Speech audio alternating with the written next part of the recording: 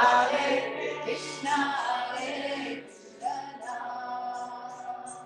Krishna Krishna, Hare Hare, Hare Rama, Hare Rama, Rama Rama, Hare Hare.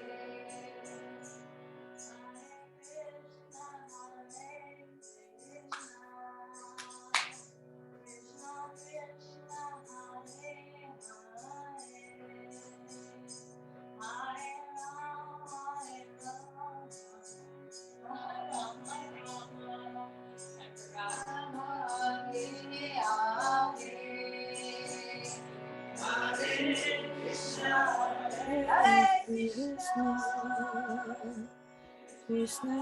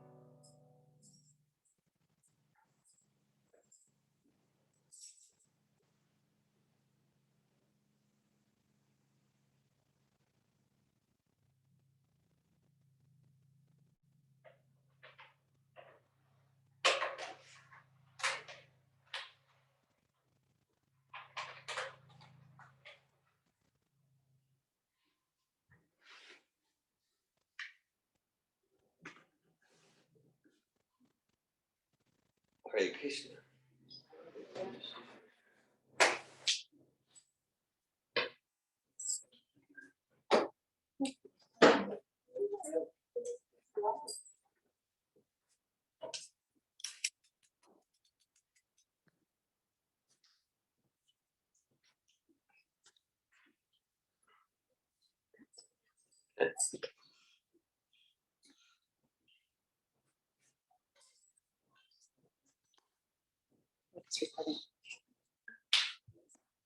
Thank you.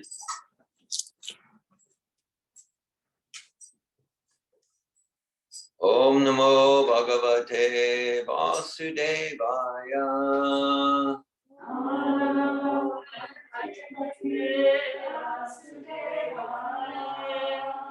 Om Namo Bhagavate Vasudevaya.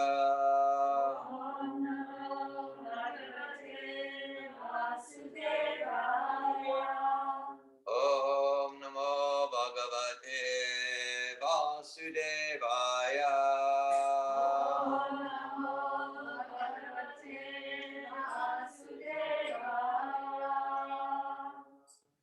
Hare Krishna, we're studying from Bhagavad Gita as it is, chapter 10, entitled The Opulence of the Absolute, text 10. It's August 15th, 2021, and we're here at the Prabhupada house in Melrose, Florida, for a Bhakti Yoga Enlightenment program. So I first read in the summer of 1983, I was backpacking around Europe, and that's the first time I read Bhagavad Gita cover to cover. As some of you have heard me say, I read Bhagavad Gita and it ruined my life. And now I want to share it with you. So cute. That's what friends do, yeah? Meaning, like I had all sorts of plans, and then I encountered,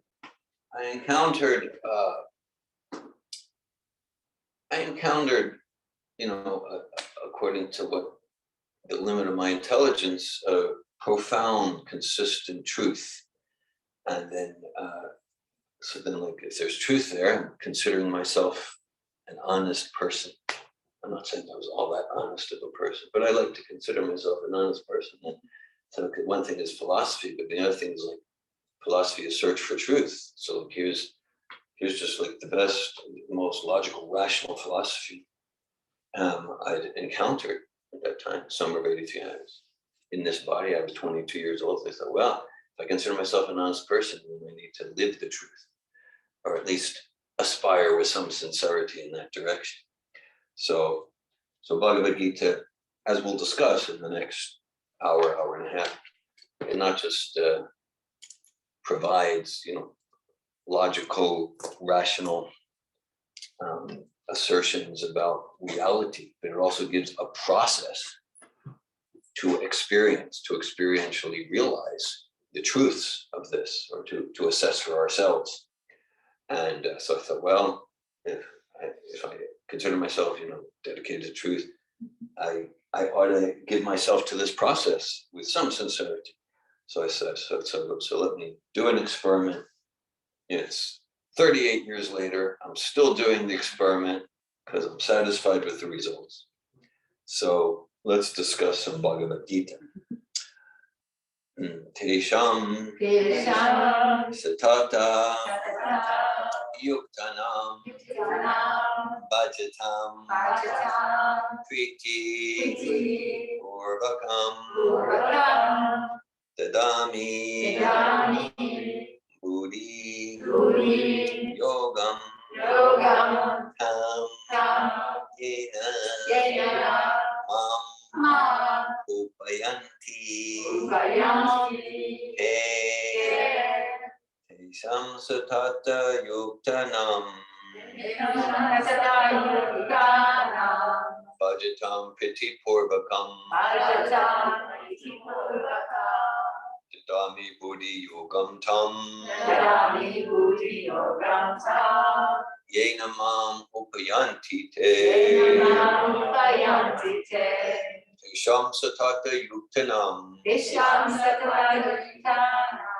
Bhajatam Priti Purvakam Vajatam Dadami Buddhi Yogam Tam Dadami Buddhi Yogam Tam Yena Mam Upayanti Te Yenamam Vayanti Te Tesham Satata Yuktanam Vishasana Yuttanam Bhajatam Priti Purvakam Vajatami Purvakam Dadami Buddhi Yogam Tam Dadami Buddhi Yogam Tam Yena Mam Upayanti Te Yenamam Vayanti Visam Satata Yuktanam Tesham Satata Yuktanam Vajatam Priti Purvakam Bhajatam Priti Purvakam Dami Yogam Tam Dadami Buddhi Yogam Tam Yenamam Upayanti Te Yena Mam Upayanti Te Tesham Satata Yuktanam Tesham Satata Yuktanam Vajatam Priti Purvakam Bhajatam Priti Purvakam Dadami Buddhi Yogam Tam Dadami Buddhi Yogam Tam Yena Mam Upayanti Te Tesham Satata Yuktanam Tesham Satata Yuktanam Bhajatam Priti Purvakam Dadami Buddhi Yogam Tam Yena Mam Upayanti Te Tesham Satata Yuktanam Bhajatam Priti Purvakam Dadami Buddhi Yogam Tam Yena Mam Upayanti Te Tesham Satata Yuktanam Tesham Satata Yuktanam Bhajatam Priti Purvakam Dadami Buddhi Yogam Tam Yena Mam Upayanti Te Tesham Satata Yuktanam Tesham Satata Yuktanam Vajatam Priti Purvakam Bhajatam Priti Purvakam Dadami Buddhi Yogam Tam Yena Mam Upayanti Te Tesham Satata Yuktanam Tesham Satata Yuktanam Vajatam Priti Purvakam Bhajatam Priti Purvakam Dadami Buddhi Yogam Tam Dadami Buddhi Yogam Tam Yena Mam Upayanti Te Tesham Satata Yuktanam Bhajatam Priti Purvakam Dadami Buddhi Yogam Tam Yena Mam Upayanti Te Tesham unto them Satata Yuktanam always engaged Bhajatam in devotional service Priti Purvakam in loving ecstasy Dadami I give Buddhi Yogam real intelligence Tam that Yena by which Mam unto me Upayanti come te they. Translation. To those who are constantly devoted and worship me with love, I give the understanding by which they can come to me. Purport by A.C. Bhaktivedanta Swami Prabhupada. In this verse, the word Buddhi Yogam is very significant. We may remember that in the second chapter, the Lord, instructing Arjuna, said that he had spoken to him of many things and that he would instruct him in the way of Buddhi Yoga. Now Buddha Yoga is explained. Buddha Yogam itself is action in Krishna consciousness. That is the highest intelligence. Buddhi means intelligence, and Yogam means mystic activities or mystic elevation. When one tries to go back home, back to Godhead, and takes fully to Krishna consciousness in devotional service, his action is called Buddhi Yogam. In other words, Buddhi Yogam is the process by which one gets out of the entanglement of this material world. The ultimate goal of progress is Krishna. People do not know this. Therefore, the association of devotees and a bona fide spiritual master are important. One should know that the goal is Krishna, and when the goal is assigned, then the path is slowly but progressively traversed, and the ultimate goal is achieved. When a person knows the goal of life but is addicted to the fruits of activities, he is acting in karma yoga. When he knows that the goal is Krishna, but he takes pleasure in mental speculations to understand Krishna, he is acting in jnana yoga. And when he knows the goal and seeks Krishna completely in Krishna consciousness and devotional service, he is acting in bhakti yoga or buddhi yoga, which is the complete yoga.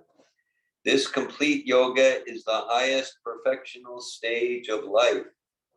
A person may have a bona fide spiritual master and may be attached to a spiritual organization.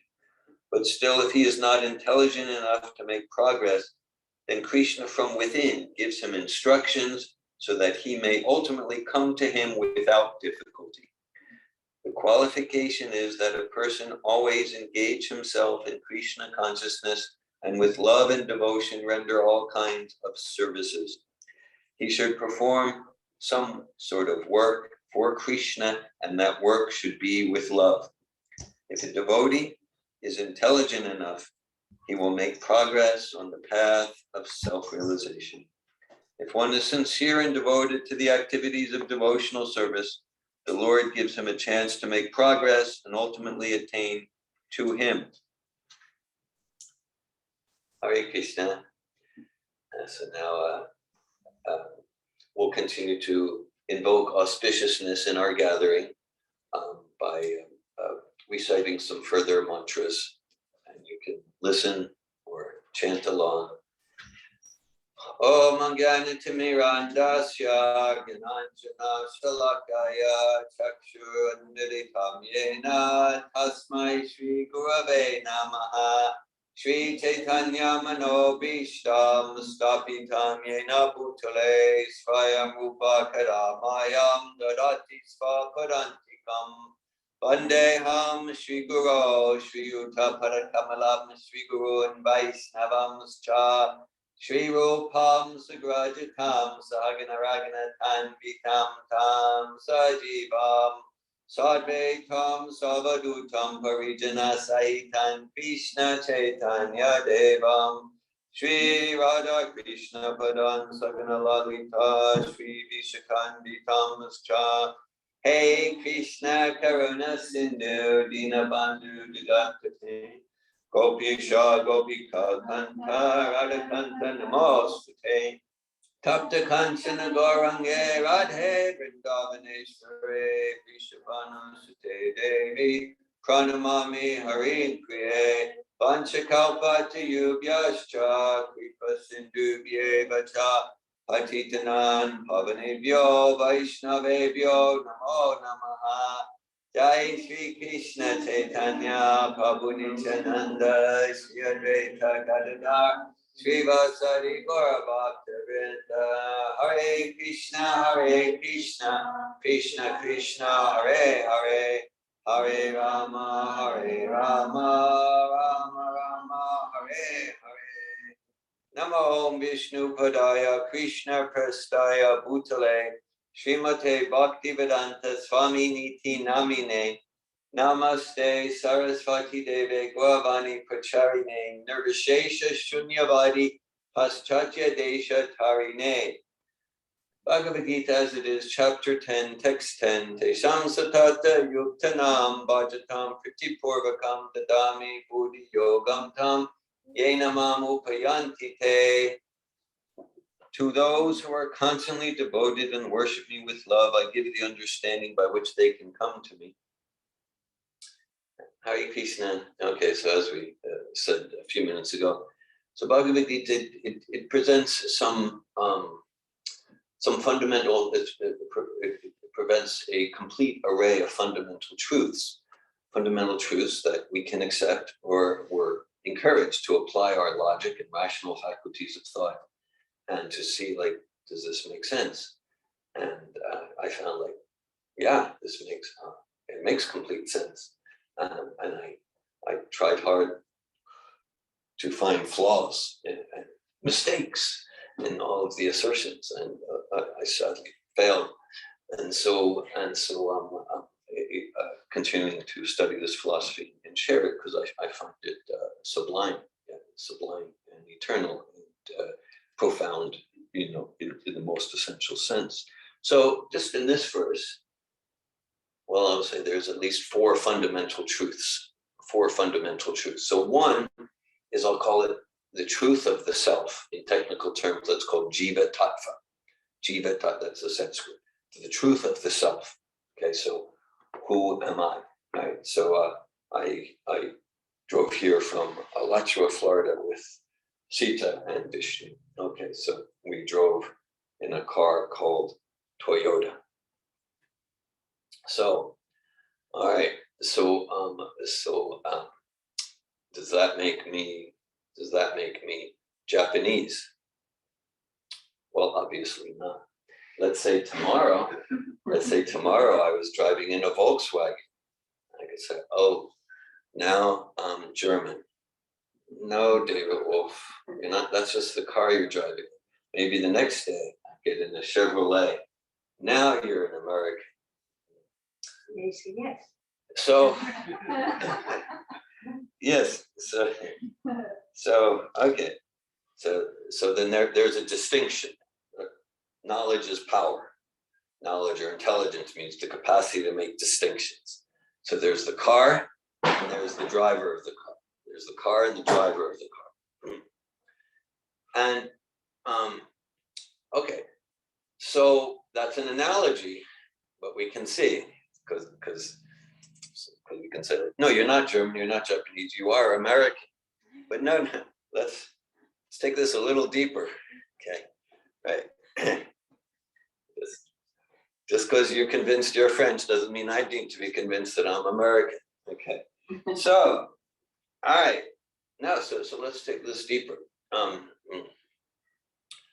So a little thought experiment. Some of you have seen me run. Like, imagine you're looking at a photo of yourself when you were 5 years old. So you look at that photo, and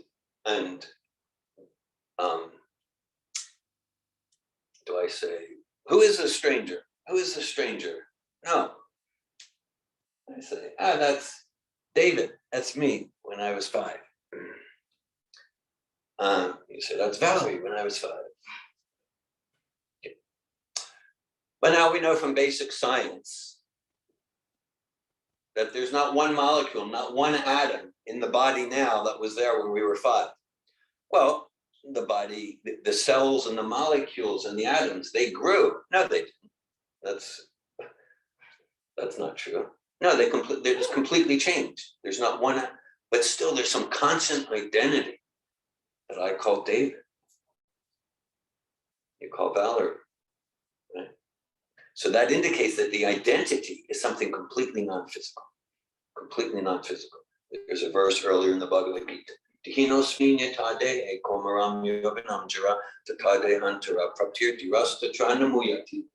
the embodied soul continually passes from one body, as the embodied soul continually passes from childhood to youth to old age, the soul similarly passes into another body at the time of death. So there's some constant identity. So we're not the car, we're the driver of the car. The Bhaktivedanta Swami gave us Bhagavad Gita in English, and he's a master acharya, an example of living the truths of Bhagavad Gita. And so we're hearing, we're learning from him, just like in any subject.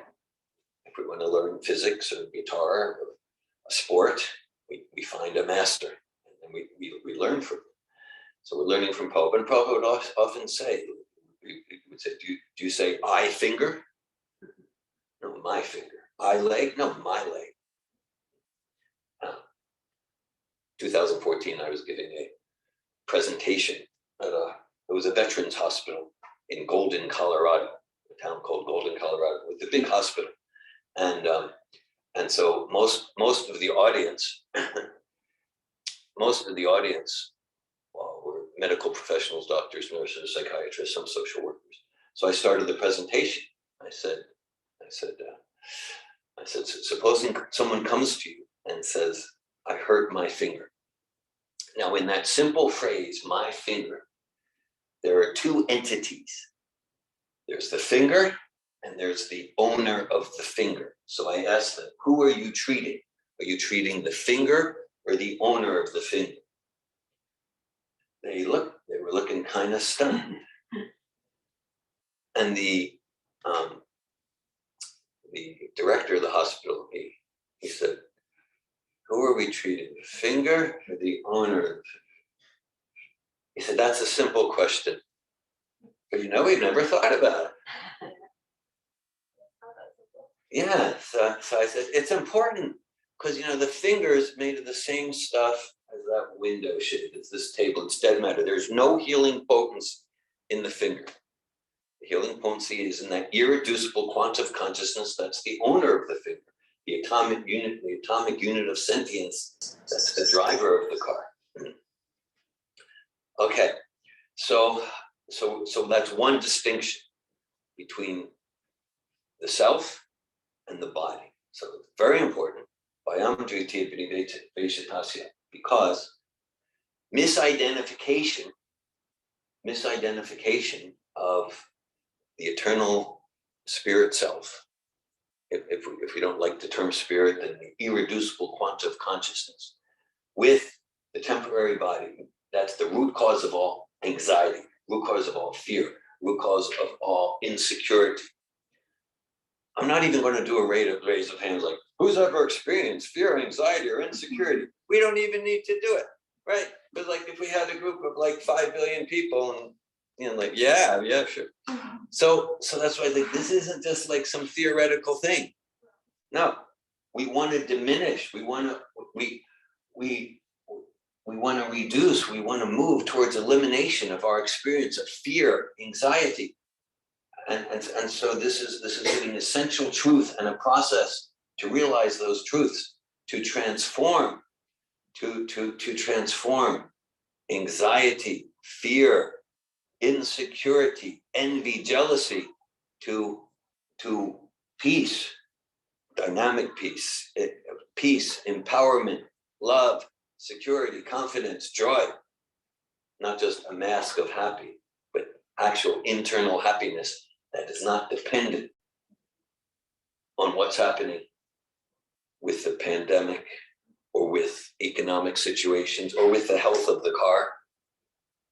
Okay. So this is very practically meaningful, and it's actually advised.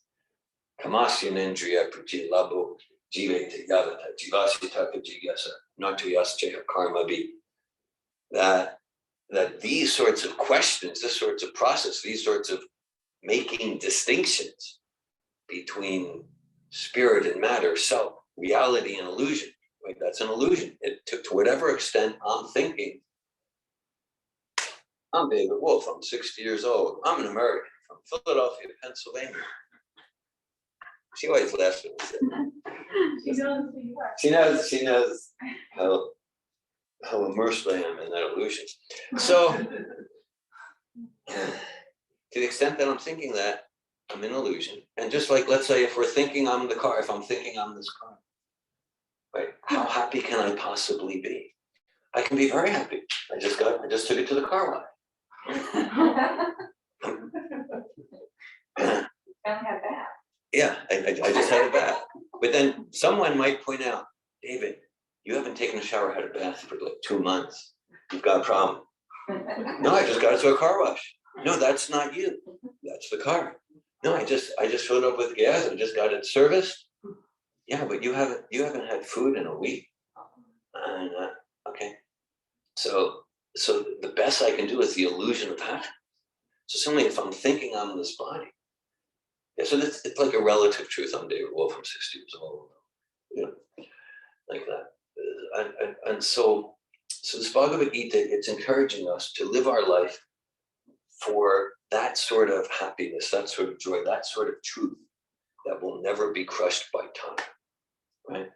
So matter, that which is not conscious, that's like the car, right? The driver, in the analogy, the driver of car. So that's like a second truth, the prakriti, the matter, and the nature described in Bhagavad Gita. Brahmaya Sarvabhutine Ridesh Arjuna Tishtanti. And that Yantra Mudani Maya. That Yantra means a machine. So it describes the irreducible quanta of consciousness, the spirit soul, who's stuck on a machine made of material energy. Okay, it's not an accident we got stuck. We got ourselves stuck here. And the good news, we don't need to remain unstuck. The nature of the machine made of material energy, right? Just like there's so many makes and models of automobiles. So we can have a make and model called a squirrel, a dog, a cat, a tree, a male human, a female frog, or like that. Right? So there's so many makes and models. And the nature, she's really happy talking about that. So the nature is that these bodies will grow old, become diseased, and die. Okay. And we don't want that. Also, the nature is these bodies and material minds, just to make maybe a more subtle analogy, could give the vehicle analogy. So just okay, a little more subtle analogy, like we're a computer, we're not the hardware, and we're not the software either. Right? So the hardware represents, let's call it the gross body, bones, flesh, eyes, ears, like that. And the software represents the subtle material body, composed of subtle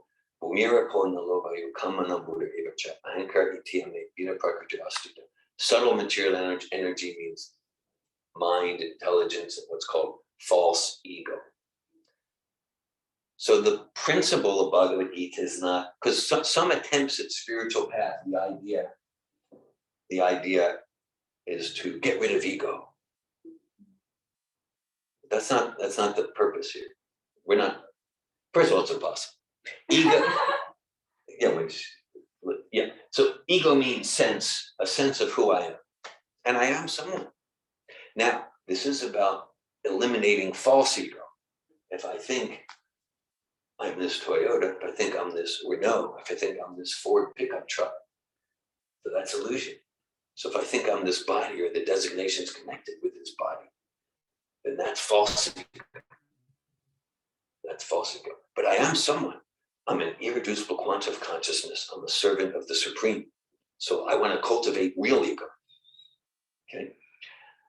So material energy, birth, death, old age, it's not natural. That's why, whatever. That's why we resist death. We resist old age. I sometimes refer to it as this was in 2013. And I was somehow, it was my service probably, but I was wandering around someplace named Oak Small. Sounds terrifying. It was. Yeah. It was traumatic. No, it was. I'm not kidding. And I came upon this place. I came upon a store, and it was called Forever 21. The worst one. Some of you are shaking your heads in dismay. Okay. But I hope I'll try to restore some credibility now. Anyhow, I'm hopeless. Okay. So anyhow, it was called Forever 21. But anyhow, so I thought to myself, why didn't their marketing team recommend that they name the store forever 71. Yeah. Huh? Forever. Yeah, right. Okay, so, right, no.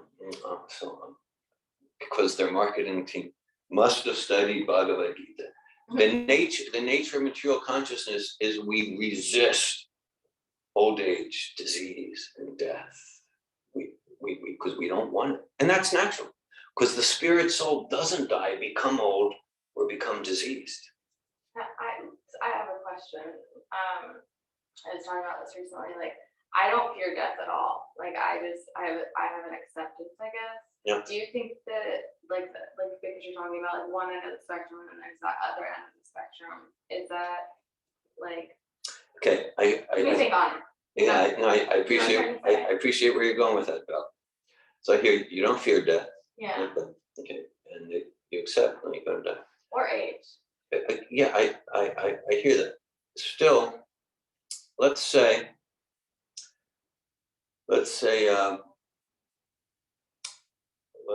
someone comes at you with a knife Mm-hmm. and they're going to kill you. Right. Let's say you see someone shooting people and they point at you. Or I know you have a dear child. Mm-hmm. Let's say there's someone threatening Mm-hmm. to kill the kid. So you would protect yourself. Yeah. I try. You try to protect yourself. You'd run away. You'd fight. I probably fight. Right. So I hear you don't fear death, but you don't want it. I don't know. Maybe indifferent, apathetic towards it. No.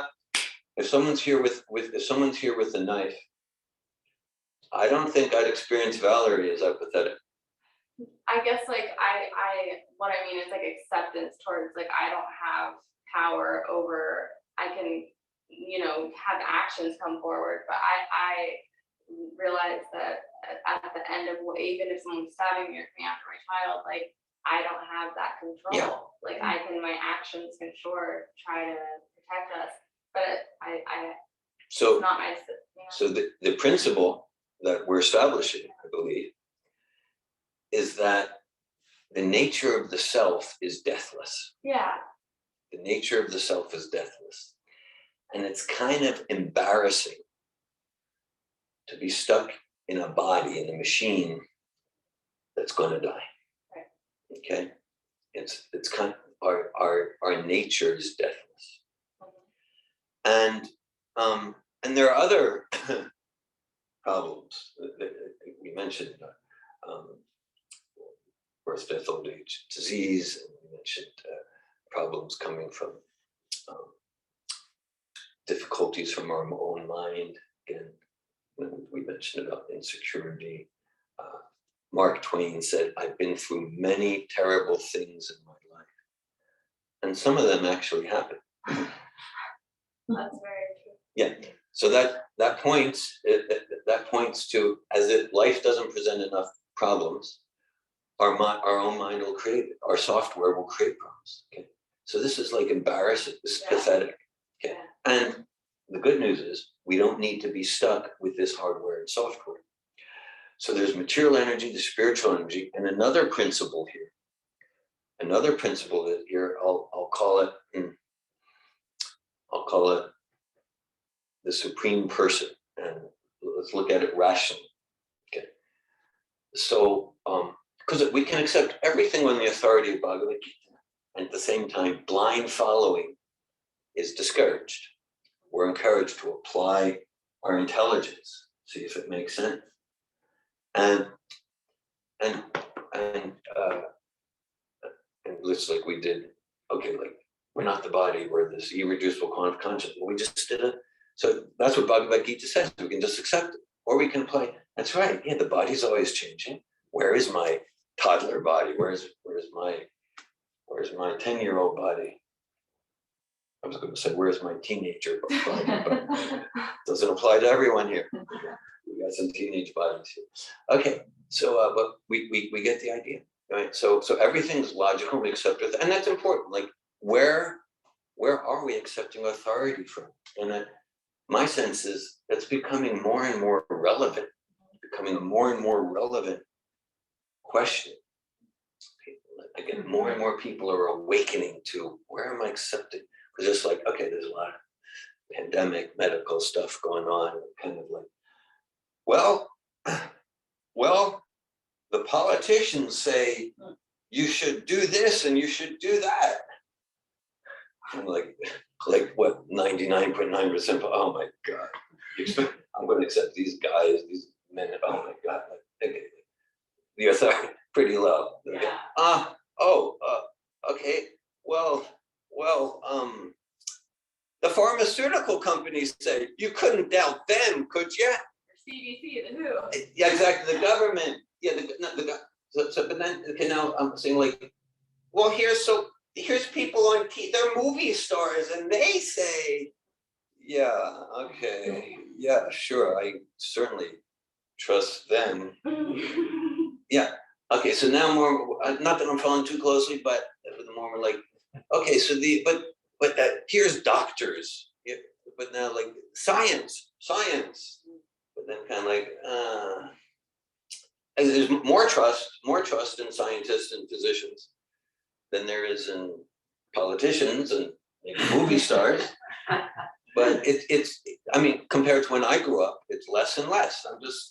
That's my experience compared to what I remember from the 1970s. The trust in all sorts of authority, whether religious, corporate, government, politics, business, science, it's eroding. People are questioning more. Yeah. So then so that's a source of increasing insecurity, increasing anxiety. And so I encourage, so my trust about all dimensions, in relation to all dimensions of life, my trust in the authority of these ancient wisdom traditions coming through pure representative of that tradition is increasing. And that's a source of actually security and bliss for me. So, okay, we can look at it logically. An example I've often given. This is simple. This watch, if we say, how did this watch come into being? So you could say, well, probably the wind blew. Maybe it was like a wind and then, whatever, the sand and then there was the watch, boom. So you all go like, that's not how it happened. No, there was a craftsman, there was an engineer, there's intelligence, there's like a team, there was some business minds, there's a factory, and so there's intelligence behind this watch, right? All right. So then let's say if we consider the level of organization, the level of structure behind the veins of a leaf or the rotation of the planets, it's multi-trillions of times higher level structure than this watch. So therefore, it's logical to conclude that the rotation of the planets didn't happen by some accidental soup or wind or explosion, but it makes sense, not proof, but logical indication that there's a intelligence behind the rotation of the planets and the veins of the leaf that's much greater than the intelligence behind this watch. Okay. There's a story, a true story from when I heard of the biography of Isaac Newton. So Isaac Newton created a contraption where if you crank it, the planets would rotate, like a little toy mechanical thing, according to what the astronomy knew of the planetary systems at that time. So he had a friend who was non-theistic or atheistic. So the friend saw the contraption and the friend said, "Who built that?" Isaac Newton said, "No one." And the friend said, No, who made that? This is really, really cool." Like, Whatever the 17th century version of cool in German was. So Isaac Newton said, no one built it. So it went on like that. So Isaac Newton at one point said that you insist that this pretty crude toy that someone did it, someone with intelligence and creativity, but that the actual thing, which is, you know, quadrillions of times more sophisticated, that no one did it. So how's that rational? No, it's irrational. I mean, you can believe it. That's blind faith. So then that's a third principle right here in this verse, that the higher intelligence. Okay, and then a fourth principle in this verse, a fourth tattva or truth, like the English word tattva, we can see the origins in the Sanskrit word, the English word truth, origins in the Sanskrit word tattva. So fourth principle is, okay, so what's described in the first canto of Bhagavatam, very first chapter, that living beings who are entrapped in the complicated meshes of birth and death can be freed immediately by even once chanting the name of God, the name of Krishna. Krishna is a name for that higher intelligence. So this is a monotheistic approach. It's a monotheistic tradition.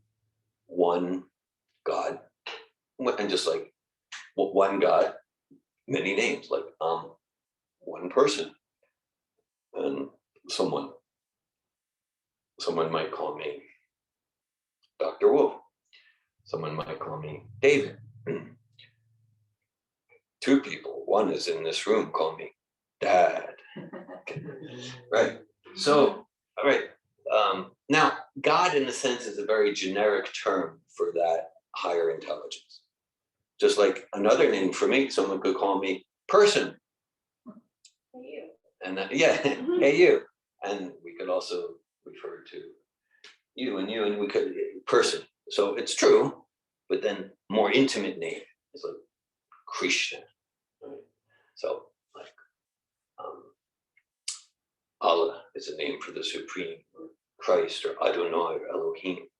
So a fourth principle here is to become disentangled from the complicated meshes of being stuck on this machine. To become disentangled, there's a process. And it's described in the middle. There's 3 paragraphs in this purport. In the middle paragraph, different processes are described. And they all have their approach. But most processes given, Prabhupada uses the word pretentious. They're pretentious, meaning that, okay, this Bhagavad Gita, it's like a summary essence of these ancient Vedic literatures. Veda means knowledge.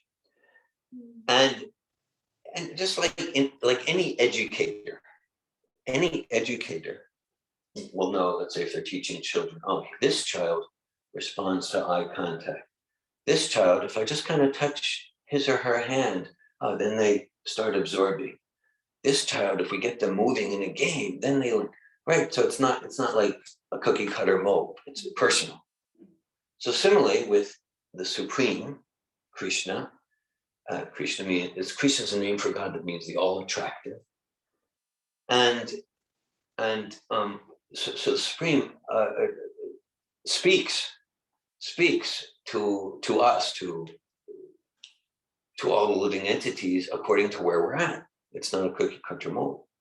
And so there are different processes, and they're all, and just like, let's say a math professor, maybe speaking to a first grader, teaches, okay, 2 + 2 is 4. Maybe a 7th grader, okay, here's basic algebra. Maybe a graduate student, okay, here's integral calculus. So the goal is the same, that wherever you're at, I'm going to meet you where you're at and support and lovingly challenge you to progress in your knowledge of math and your love for learning math. So that's the goal. So the form might look different, speaking to a first grader or the graduate student, but the goal is the same. So similarly, God connects with different people and gives different processes. And that's why sometimes it says like, well, here it says this and here it says that. That's a contradiction. It's often a contradiction in form or detail, but the essence is the same. The goal, the essence is the same. You mean between What's that? You mean like there's a contradiction, meaning like between the different In the external form. of different like religions like that? Yeah, or even within even within, let's say, for example, let's take the Old Testament, right? In the first book of Genesis, it describes that the ideal diet for humanity is vegetarian, herbs, grains. That's very clear. Okay. So then later in the Old Testament, then it describes the laws of kashrut, kosher. All right. And it describes like, okay, if you want to kill an animal to eat it, you do it this way and that way. And that's in the Vedas too, not just the Bible. So there, for example, there's one commandment before the 10 commandments, and God's speaking to the people, and he says, don't just slice off the limb of an animal and start chomping on the limb, giving agony to the animal. If you want to eat the animal, just kill it. Don't give it unnecessarily torture. What's that mean? It means God that was speaking to people who were doing things like chopping off the limbs of animal and like that, with no consideration for the pain, the unnecessary pain. So for such people, they're not ready to hear, give up animal slaughter altogether. But like, okay, at least come to a higher level of civilized life. Don't be so barbaric. Okay. So you say, well, here it says, yeah, you can eat an animal, just don't chop its neck. So that's fine. No, but God, the ideal is this. And if you're not there and you're not ready to be there, then meet you where you're at. So, and it's like that in all regards. And all of the systems move to the technical term. All of the systems are meant to bring the spirit souls, the drivers of the car, to bring us to our original state, which in technical terms is called bhakti yoga. Bhakti yoga means serving the supreme person with love and devotion. This is universal. It's just like earlier we gave the thing like, look, imagine you're looking at a picture of yourself when you were 5 years old.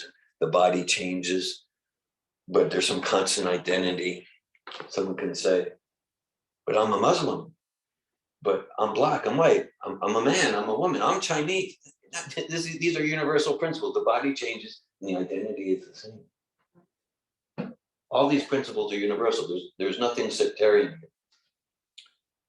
Hare Krishna, Tyler, Haribol, and Jim. So, for example, just like earlier in our program, Marie led us in chanting, singing the Hare Krishna Maha Mantra. Hare Krishna, Krishna Krishna, Hare Hare, Hare Rama, Rama Rama, Hare Hare. So this is a mantra composed of the names of the Supreme. 16 words, but 3 words. Hare, Krishna, and Rama. And so, Namo Chintamani Krishnas Chaitanya Rasa Vigraha Purna Shuddho Nityamukta Binat Vanamanamina. God is non-different from the name of God. So each of these verses in Bhagavad Gita is a mantra. A true mantra, but think terms like mantra, yoga, guru, karma, dharma, they've become well known even all around the world, but their actual meaning tends to be lost or even distorted in distasteful ways. Like they're used as like Buzzwords, yeah. Who's your guru? Yeah, that's what it is. So an actual mantra reveals truth, and the sound vibration itself is non-different from the truth that it reveals. That's why even whatever we cognitively understand or not, we hear and chant genuine mantra, and we're transformed. And like whoever was here for when Marie led us in the chanting of Hare Krishna, transformational experience. And we can talk about the meaning of each word, maybe we will, but whether we understand or not, reveals truth, and it's because it's coming from the absolute spiritual realm, it's identical to the truth that it reveals. And it's true also when we chanted this verse, Tesham satata yuktanam bhajatam priti purvakam dadami buddhi yogam tam yenamam upiyanti te. It's revealing absolute truth, and it's identical with the truth it reveals unless it transforms the consciousness, cleanses the heart. When I say absolute, just like I'm David Wolf, 60 years old, from Philadelphia, Pennsylvania. That's not absolute. Absolute means that which is true in all time and space. So, was I David Wolf 100 million years ago? Will I be David Wolf 100 years from now? No, that's relative truth. Absolute truth, I'm not this body. I'm spirit soul. I'm an eternal servant of the Supreme Personality of Godhead.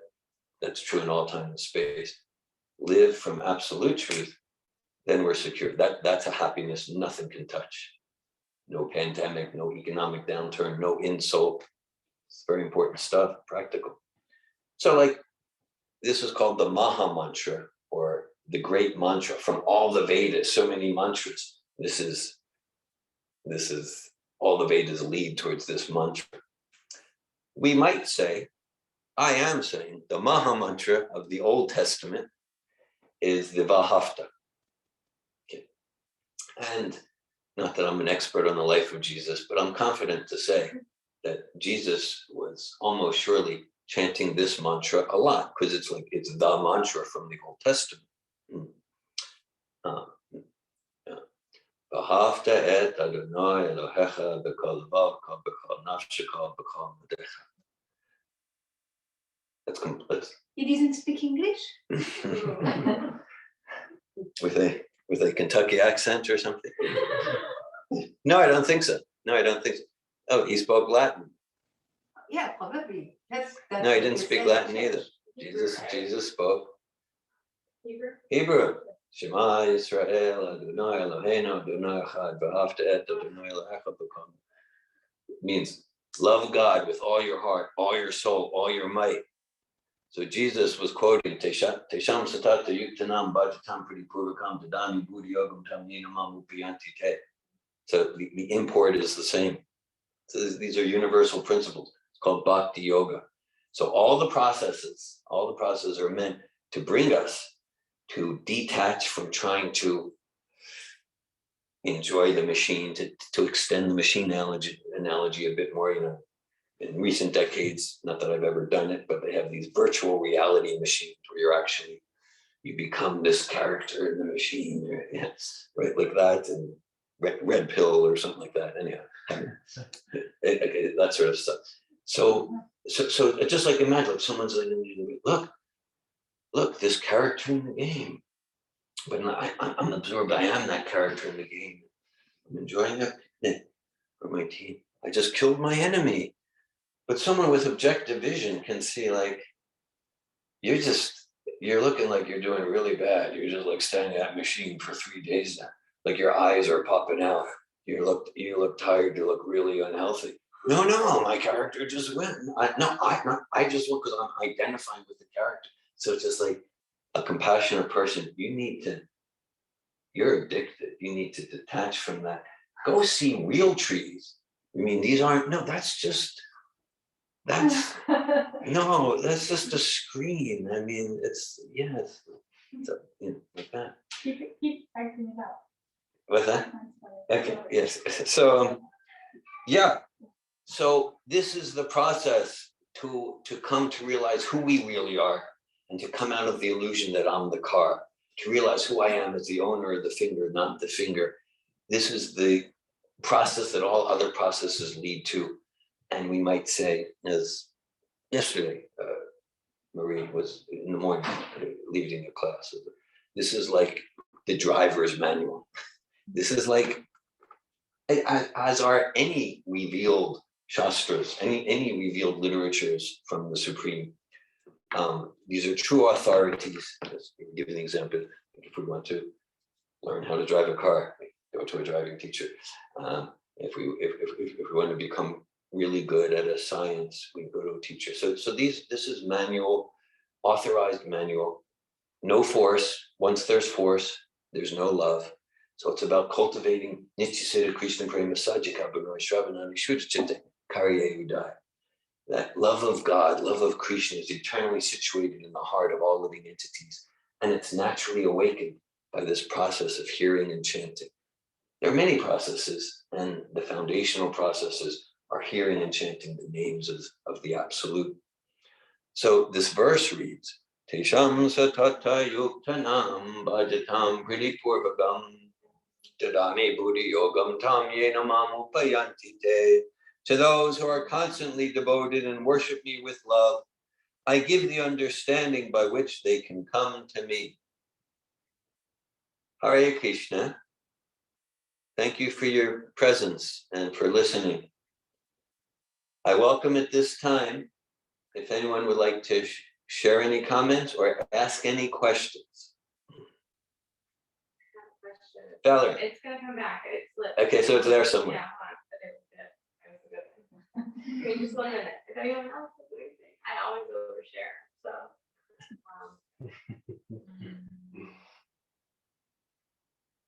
Okay, while Valerie's percolating, Not that word, thank you. any other comments or questions at this time?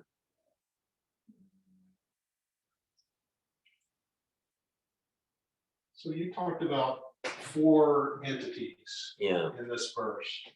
And so I follow the self, the vehicle that I'm riding in, and the higher being. But I didn't catch the fourth, okay. Yeah, thanks for that, because I think I did not enunciate it very definitively. The fourth is the process for the self to know the Supreme Self, Bhakti Yoga, the process of serving God with love and devotion. So we might say 3 are like ontology, spirit, matter, supreme spirit. And then, okay, then there's the epistemology of how can we know supreme spirit. And that's 4th, the process of service. And I appreciate, what's your name, sir? John. John. I appreciate your presence here and your question. Yes, so just like, we were talking about authority. I just like if I went to know someone, and I could, I could ask Anne about John. I could ask people about John. Someone might say, look, if you want to know John, ask John. John's the main authority on John, right? Mhm. So it's understood. So the supreme person, is the authority. It's like the supreme person is self-revealing, and the supreme person reveals himself through texts like this. And just like, okay, let's say if someone wants to know me, David Wolf. Okay. So, or if I want to know you, if I want to know John. Okay. So I could try one method of like, I think I'll analyze John, like that, or I'll just observe, and maybe I'll get to know something about him. But if I really want to know you like intimately, the process isn't like take you into my laboratory. It's not that inferential, empirical process. I mean, that inferential empirical process, it's very good. It's very effective for knowing unconscious objects like rocks. And it gets less good for knowing people. That's why things like psychology, economics, they're known as inexact sciences. Because there's this darned thing called consciousness involved. So the process, if I really want to know you, is I gain your love and trust, and you choose to reveal yourself to me according to the container, the depth of trust, right? We reveal ourselves more and more intimately to those who we trust. So does it make sense that to know the absolute person, the supreme person, the source of all material and spiritual energies, it's going to be more effective to use a process that's designed to know rocks? Even sometimes we hear like, well, there's like objective science. Okay, yeah, objective science, so-called, we'll get into a whole study of that, but objective science, it's pretty effective for studying objects, but not personal subjects. So the process to get to know intimately a personal subject is gain love and trust. Apply that to the supreme personality of Godhead. That's called bhakti yoga. And the process for that, which is the fourth principle, that's described. This is like a manual of how to. We don't need to eliminate anything, but like how to engage our lives in a way that it's dovetailed with this natural process of bhakti, cultivating loving devotional service to the supreme person. Then naturally, God reveals himself as we serve him with devotion more and more. Thank you, Jim. Valerie. I've got a whole list now. Few things. Well, first I want to say that I really enjoyed what you said about the smallness and the insignificance of like us as, you know, a whole, like, because I just love what you said about the planets and, you know, Sure. the way it works. Like that was really powerful for me. But I wanted to talk more about like service, I guess, like devotional service. Yeah. Can you like go, I guess, I'm like, for me, or where, I guess, meeting me where I'm at, like how it's showing up in my life right now is that like, it's really powerful for me to help people if it's not impeding my own, you know, soul and growth. It's feeling very powerful to do things without like the you know, like worry of expectation or needing thanks or needing, you know, like just doing things from integrity and kindness and, you know, helping people. So like, I'm wondering if that's maybe like, you know, God meeting me where I'm at and kind of showing me a little bit that like, you don't like to do things without expectation and wholly feel that in, I don't know if I'm wording it right. Like, So, well, I guess maybe I'm not understanding so clearly, but I hear you saying, Valerie, that like that okay, like you like feel service through kindness without expectation. kindness like that, and that's like you're wondering is that God meeting you where you're at, inspiring you to serve, to be kind to other people like that, and that's like Be a less service selfish, less material. as opposed to being self-absorbed and selfish. Right, like, Mhm. oh, well, I did this for you, so I expect some sort of reaction. And I've been finding a lot of power in taking that away. And like you said, like we all have ego, but the false ego is that's what's being stripped away from me. So I guess I'm wondering if or what steps I could take to like further that, like to be more give more service, be more giving, because I struggle with that. You know. To give more service, be more giving. You'd like to go in that direction in your life. Yeah. Be less and less selfish and self-absorbed. Yeah. And I just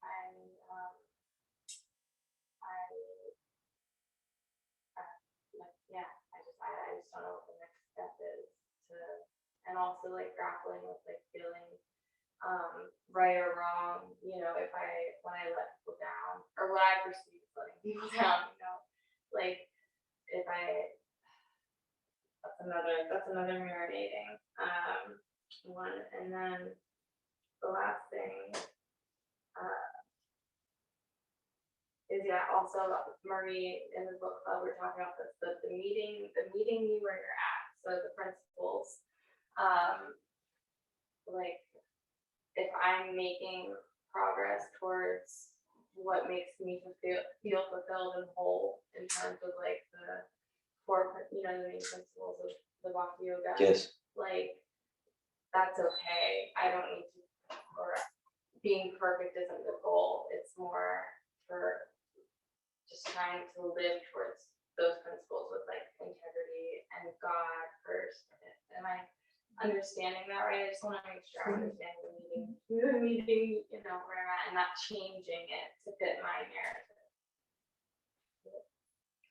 I appreciate your questions, Valerie, your personal questions, and I appreciate your philosophical intellect, and you're endeavoring to be a good person, to live a principled life. And yeah, oftentimes this kind of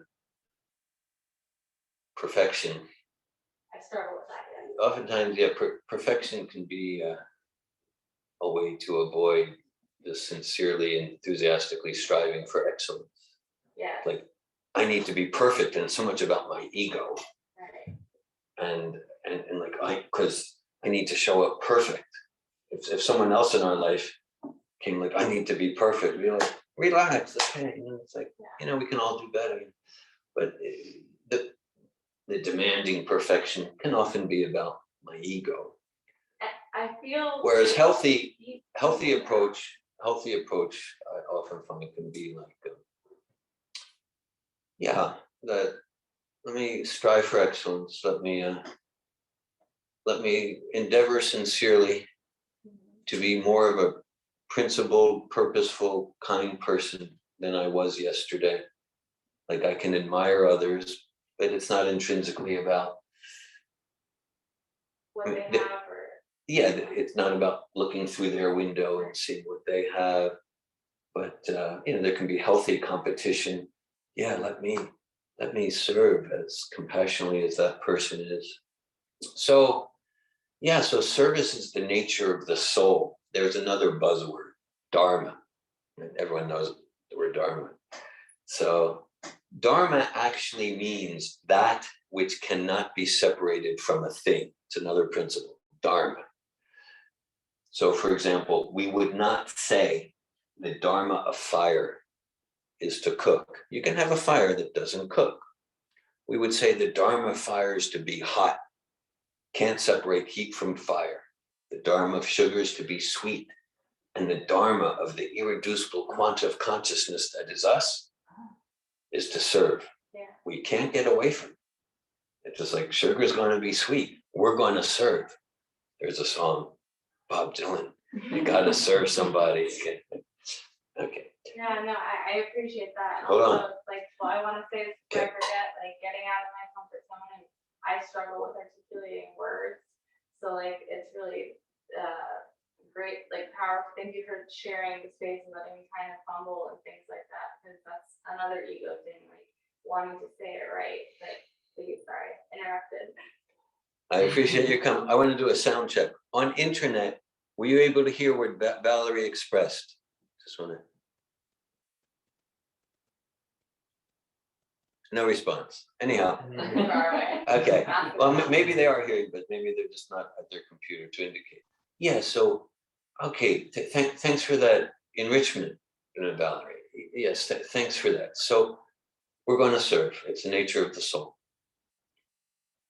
And our choice is how to direct our service. And we can direct our service that will entangle us further in the virtual reality game, in the illusion that I am the car.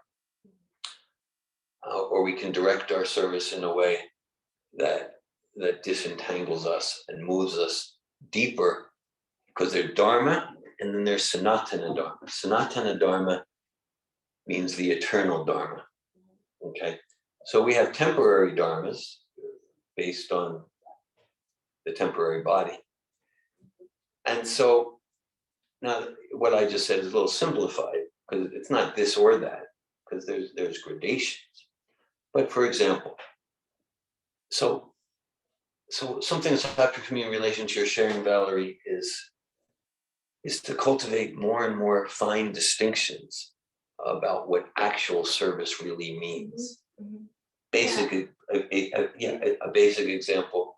So let's say I'm on the street and there's a homeless fellow, and I'm thinking, like, I don't want to be selfish, and let me give $20. Let me give $20. Yeah, let me be kind. Let me be kind. Okay. So I'm not discouraging that. At the same time, let's be philosophical. Now, supposing, just a hypothetical thought exercise, supposing he takes the $20 along with another few $100 he got from other Difficult example. for another me. kind people. And he purchases some crack cocaine, and he goes to the high school and he sells crack cocaine to the teenagers. Maybe some of them become addicted. Maybe a 15-year-old becomes addicted. Now I'm at home feeling really good because I'm such a kind person with a soft heart. I'm so non-selfish. And you know what?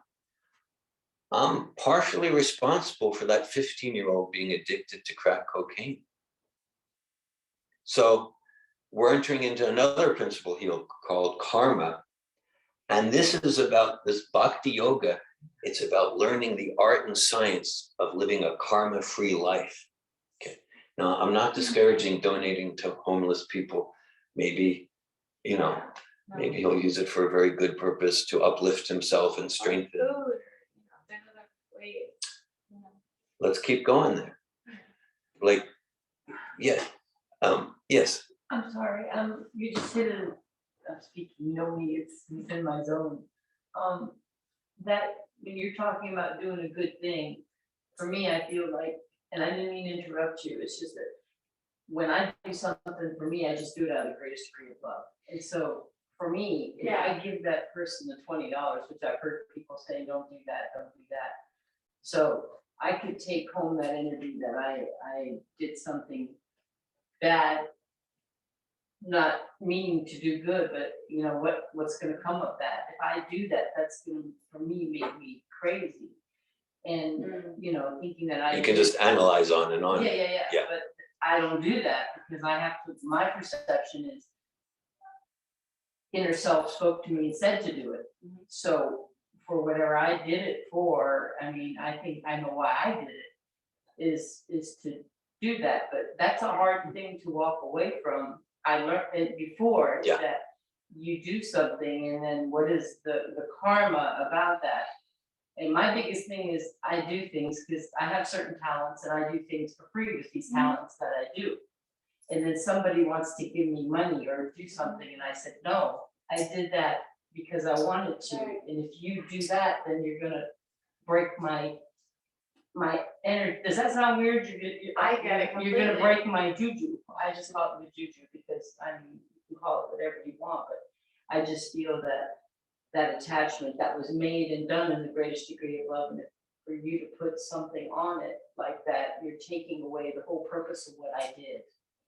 And so, I have to ask them to honor that because it's just in a way, and that's the hardest part. I said, just please honor that I did that. Someday I may need you to do something for me or just, or pass it or pay it forward.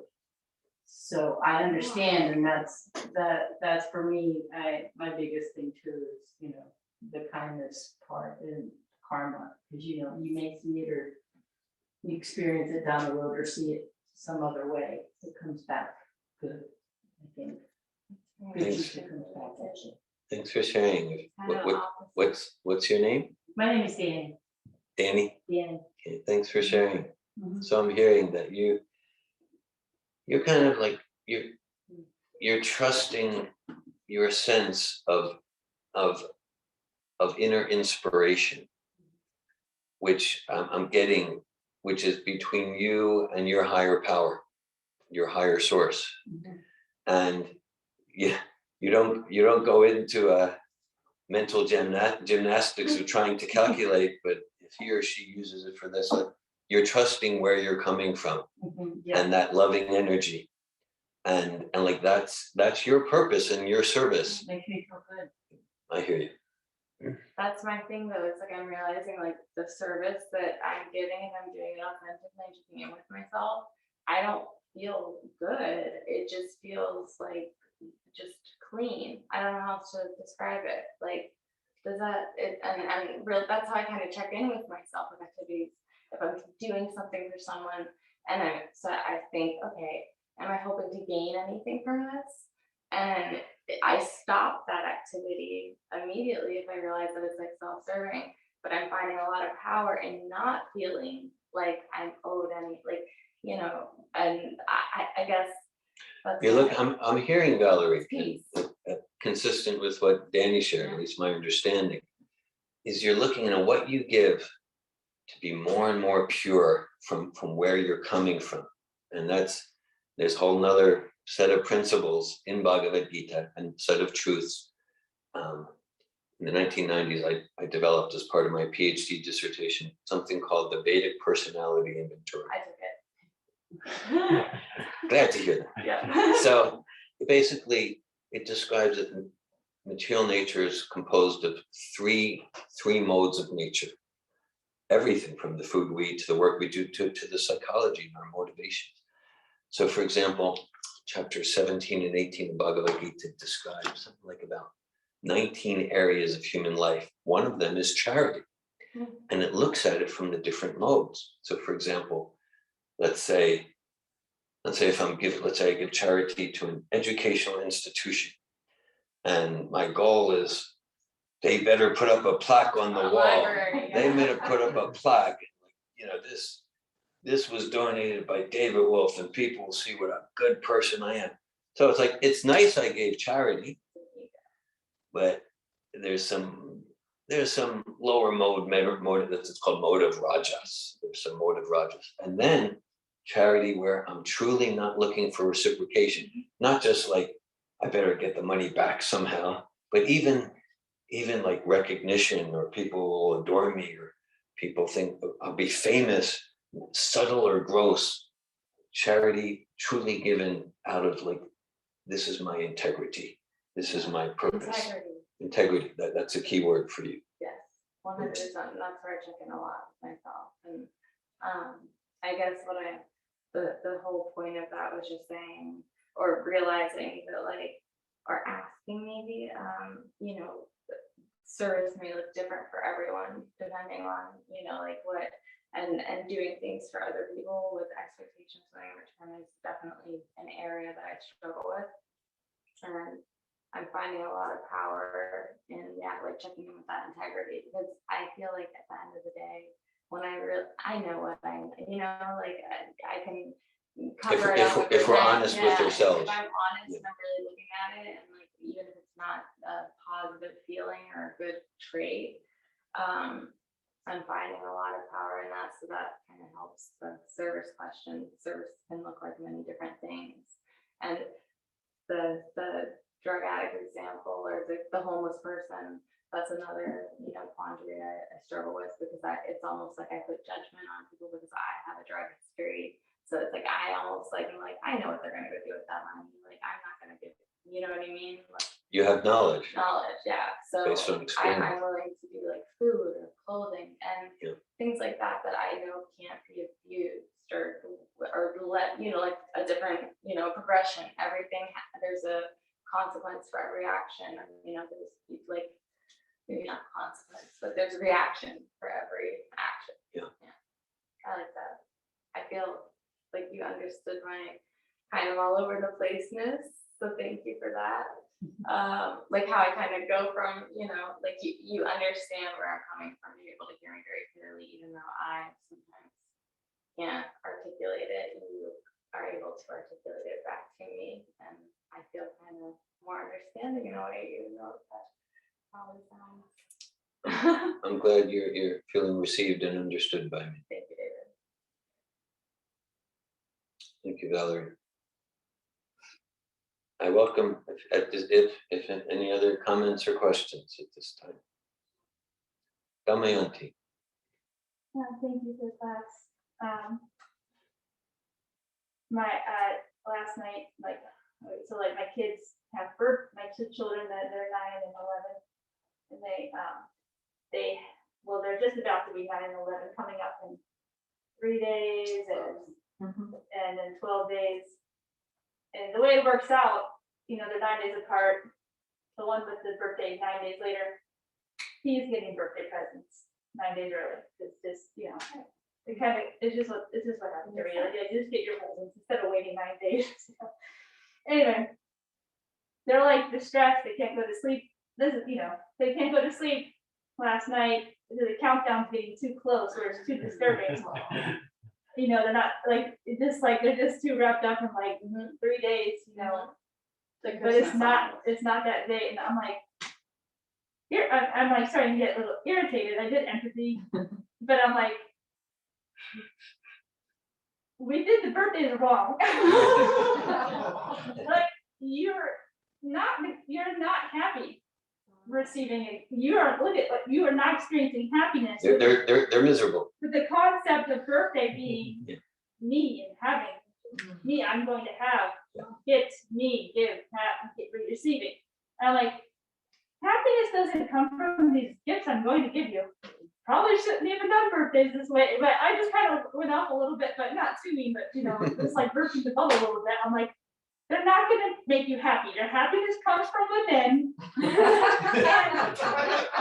every one of these toys are going to be garbage one day. You won't have them, and you're still gonna be searching for happiness. I kind of went off.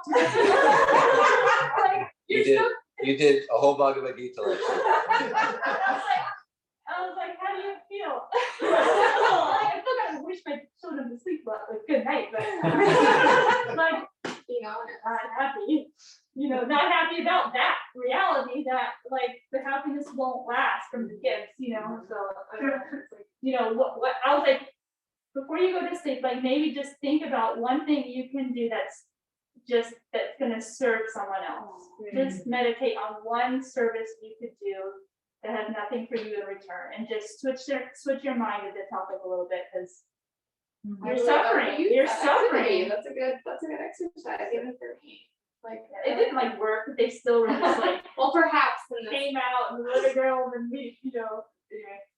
But I appreciate that. That just one thing, it's not so overwhelming. yeah, and that is the spiritual Vedic biblical approach to birthdays. It's meant to be a special day to serve others in the highest sense. And of course, in Western consumer society, it's become the exact opposite. And you, as a mom, are suffering as a result. right, yeah, we're all suffering from the concepts. And I've been to so many birthday parties. What I noticed and observed is that the birthday girl or the birthday boy are usually miserable on that day. Most miserable. Attraction to birthday It's parties. extreme, like where they are the center.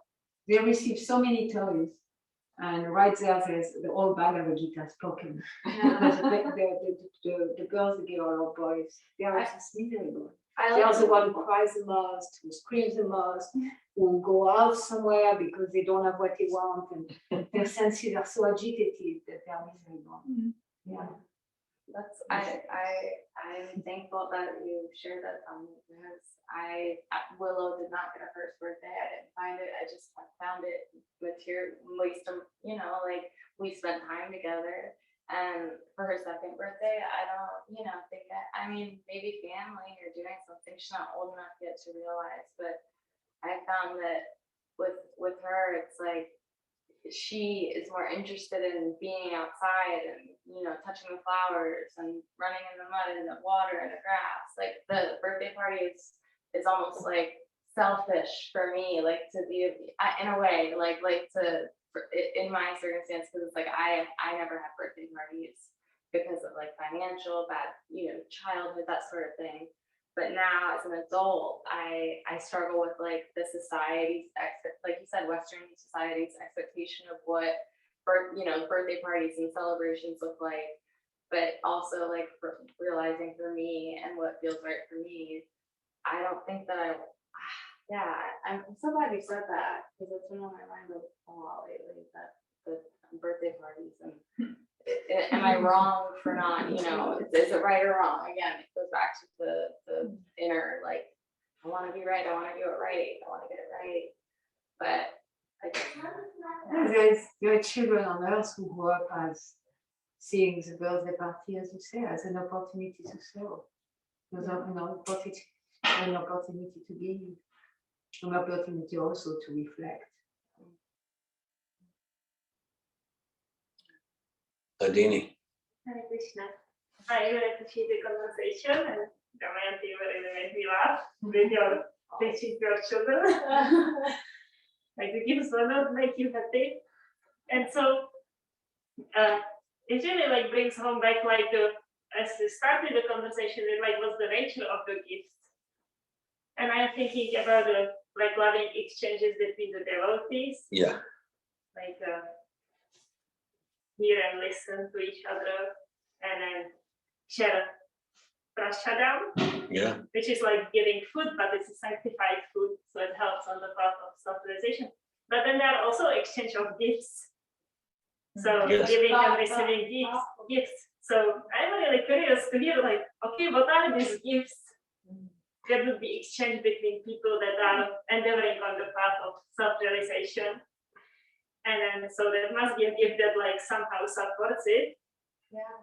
And then it's a charity in like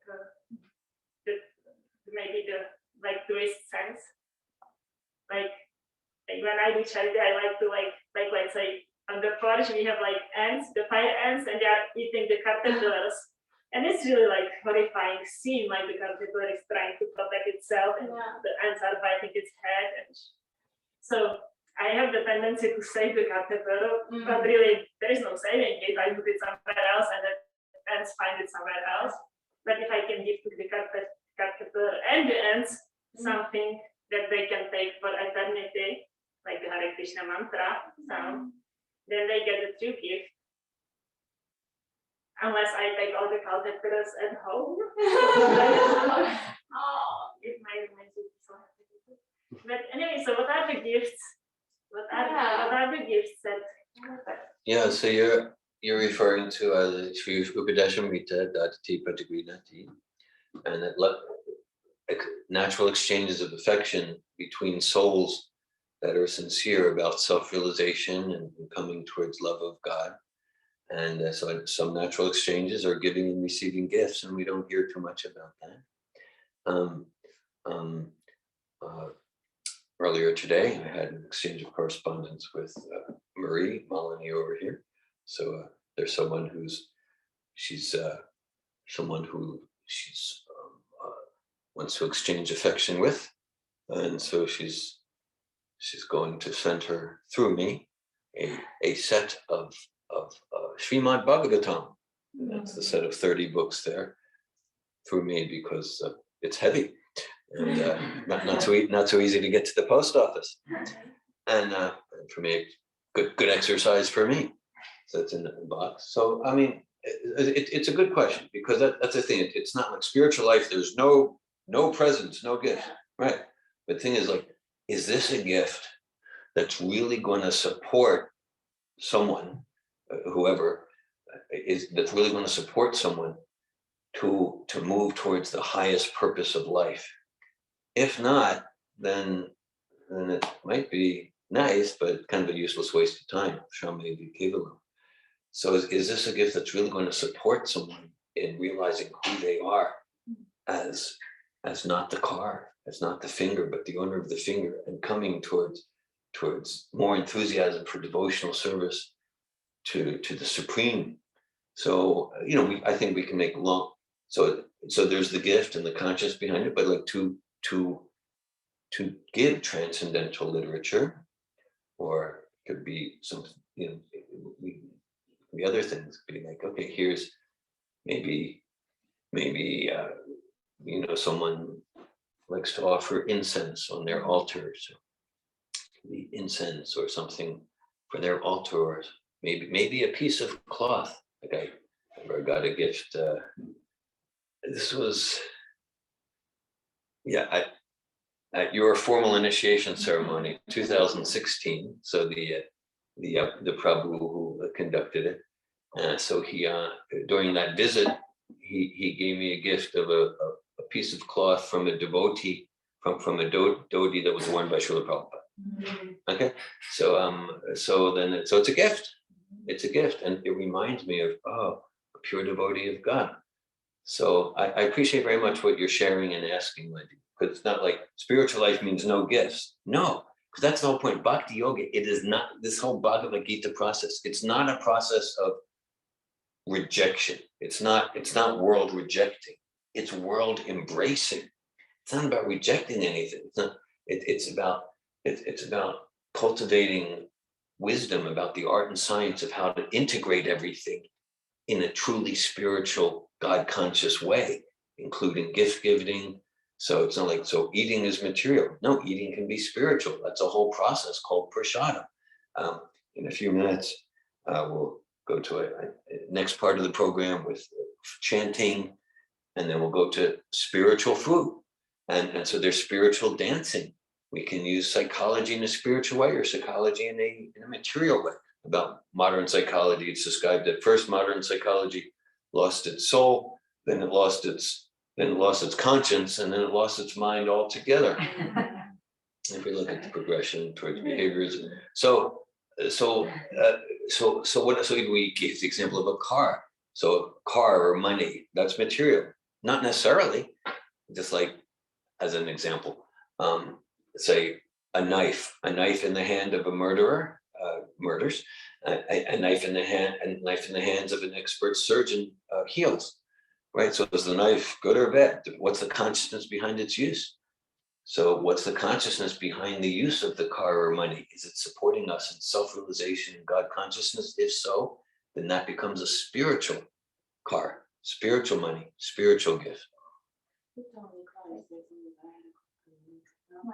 What about that? I'm sorry. I will not apologize because this is important to me. And I find value in or the people around me, and maybe not or a more traditional Western sense, like in gift giving.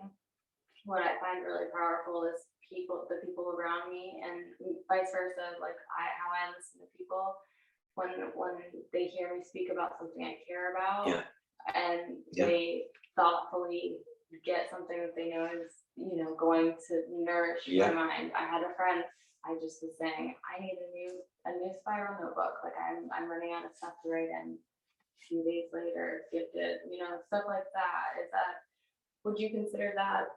Well, I guess it's not right or wrong. I mean, I've been finding value in that, like the gifts that are thoughtful and purposeful and give meaning to your life instead of just going and picking a gift card off the shelf or like getting like a big noisy toy or whatever. I mean, that's kind of how I've been Something doing it lately. truly meaningful Because people are for self-discovery, supporting you in your self-awareness process through journaling. I appreciate what you're sharing there, because another aspect of that text, Guyamakiti Prichati, means it's also a form of personal sharing between souls, sincere about self-realization, to share our hearts confidentially and to inquire confidentially. And of course, we do that more and more deeply according to the level of trust, as we discussed. So it sounds, Valerie, like with some true friends in your life, you share your heart. Here's something that would support me in my journaling. And then, so that in itself is a sort of gift in your sharing. And then you receive some tangible gift in the form of a new journal. Which is usually, unexpected and just thoughtful and just, I guess makes it even more concrete, like the people around me that are important are truly listening to what I'm saying. It's like evidence, I guess, that I'm surrounding myself with God-like or Krishna-like or however, integrity, like honesty and love. Then the gift becomes meaningful. Yes, exactly. Yeah. Thank you.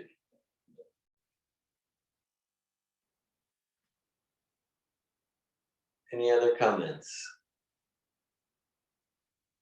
So, Anne, for the next part of the program, should we do a japa chanting? Yeah, we have time for japa. Okay, all right. So at the beginning of the program, Marie led us in chanting the names of the Supreme in a form called kirtan. And there's another form for chanting the names of God called japa. And this form is done with japa beads. And to whoever would like to participate and distributing some japa beads.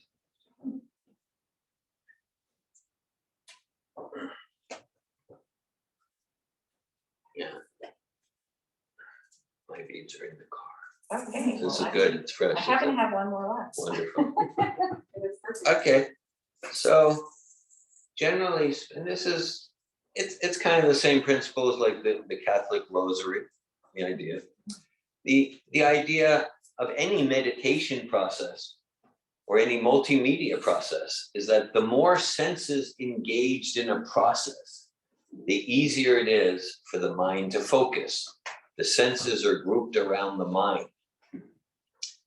And so with this mantra chanting, mantra is a Sanskrit word that people know.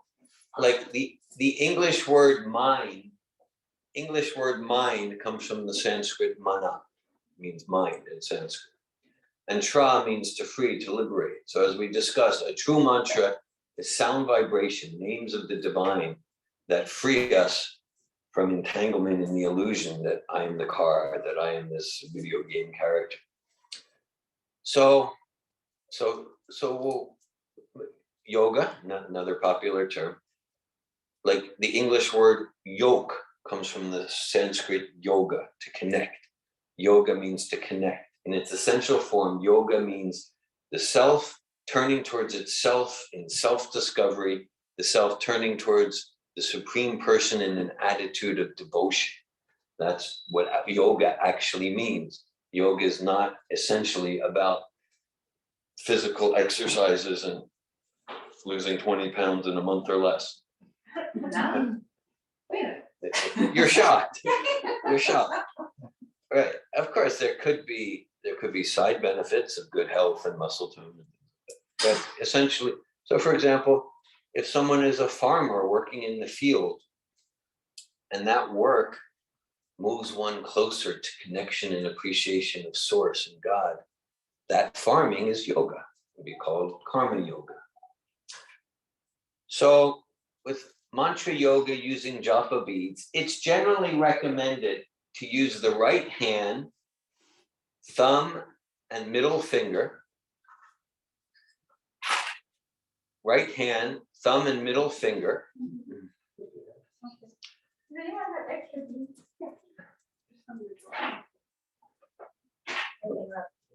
Okay,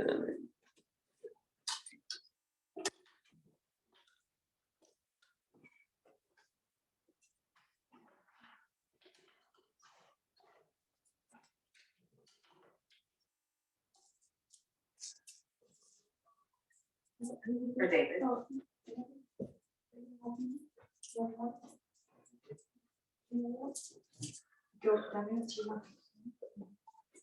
we're good. And to start with the bead next to the large bead. By large bead, I mean the bead with a little tassel. So thumb and middle finger, first bead next to the large bead. And on that bead, to chant one Maha Mantra. Hare Krishna, Krishna Krishna, Hare Hare, Hare Rama, Rama Rama, Hare Hare. Then move to the second bead away from the large bead and chant one Maha Mantra. Hare Krishna, Krishna Krishna, Hare Hare, Hare Rama, Rama Rama, Hare Hare. Then to the third bead away from the large bead and chant one Maha Mantra. Hare Krishna, Krishna Krishna, Hare Hare, Hare Rama, Rama Rama, Hare Hare. In this way, we chant one Maha Mantra on each bead, not including the large bead. There's 108 beads on the strand. The general procedure is we don't chant on or over the large bead.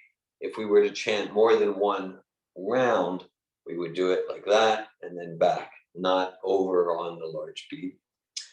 So the basic principle of this mantra meditation, it's a meditation on sound vibration.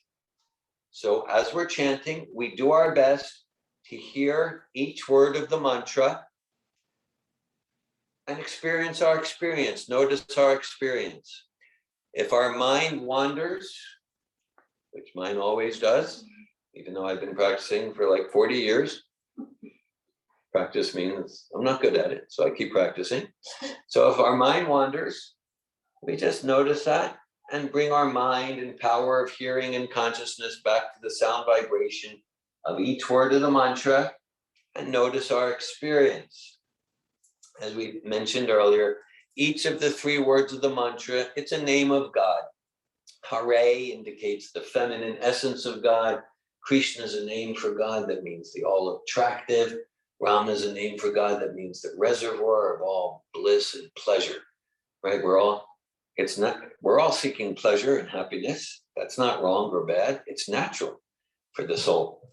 The problem is we tend to seek happiness and satisfaction and pleasure in places that either quickly or down the road cause more misery and distress than pleasure. I'm sure we can all make a list of times we've done that, right? So when we seek our pleasure in service to God, Rama, then that's a pure pleasure. It's ever deepening, ever increasing with no inebriety. So let's start with the first bead next to the large bead. It's generally recommended to try not to let the beads touch our feet or the floor. First bead next to the large bead, and let's chant 1 round together in unison. That's 108 mantras. And again, just hear the sound of the mantra, do our best to be with our experience as we hear each word and see what happens. Okay, so let's begin. Hare Krishna, Krishna Krishna, Hare Hare, Hare Rama, Rama Rama, Hare Hare. Hare Krishna, Krishna Krishna, Hare Hare, Hare Rama, Rama Rama, Hare Hare. Hare Krishna, Krishna Krishna, Hare Hare, Hare Rama, Rama Rama, Hare Hare. Hare Krishna, Krishna Krishna, Hare Hare, Hare Rama, Rama Rama, Hare Hare. Hare Krishna, Krishna Krishna, Hare Hare, Hare Rama, Rama Rama, Hare Hare.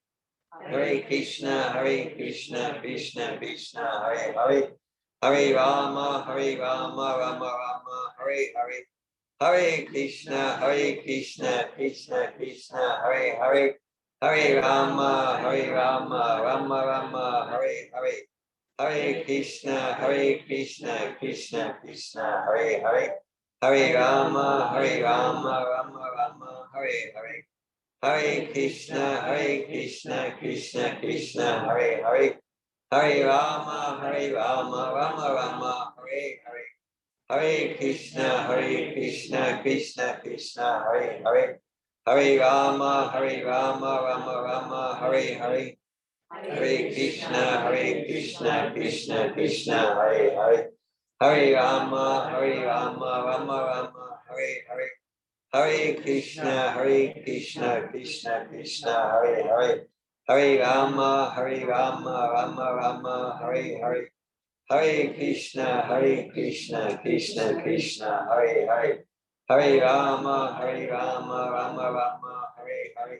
Hare Krishna, Krishna Krishna, Hare Hare, Hare Rama, Rama Rama, Hare Hare.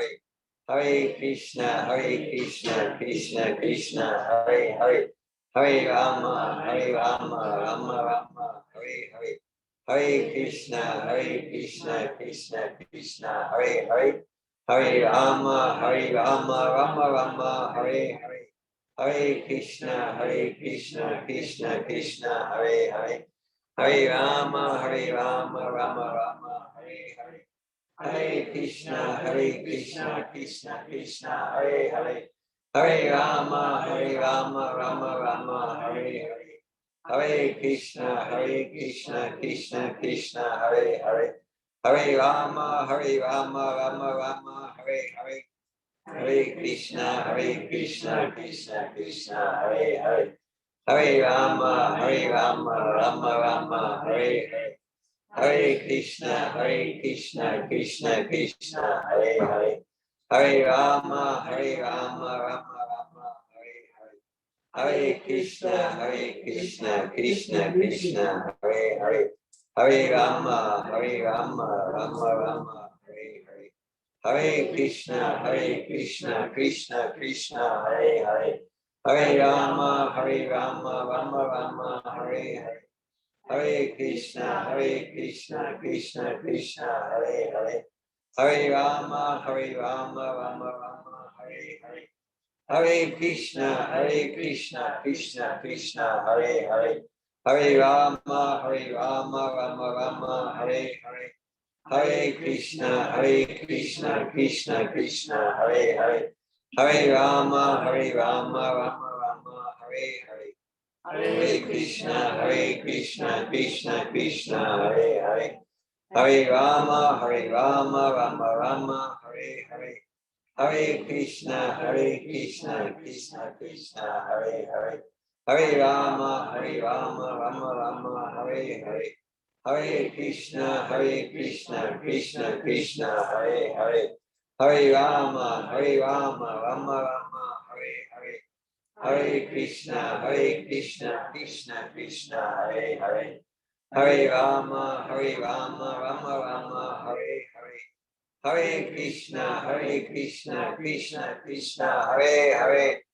Hare Rama, Rama Rama, Hare Hare. Hare Krishna, Krishna Krishna, Hare Hare. Hare Rama, Rama Rama, Hare Hare. Hare Krishna, Krishna Krishna, Hare Hare. Hare Rama, Rama Rama, Hare Hare. Hare Krishna, Krishna Krishna, Hare Hare.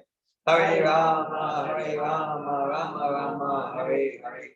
Hare Krishna, Krishna Krishna, Hare Hare. Hare Rama, Rama Rama, Hare Hare. Hare Krishna, Krishna Krishna, Hare Hare. Hare Rama, Rama Rama, Hare Hare. Hare Krishna, Krishna Krishna, Hare Hare. Hare Rama, Rama Rama, Hare Hare. Hare Krishna, Krishna Krishna, Hare Hare. Hare Rama, Rama Rama, Hare Hare. Hare Krishna, Krishna Krishna, Hare Hare. Hare Rama, Rama Rama, Hare Hare.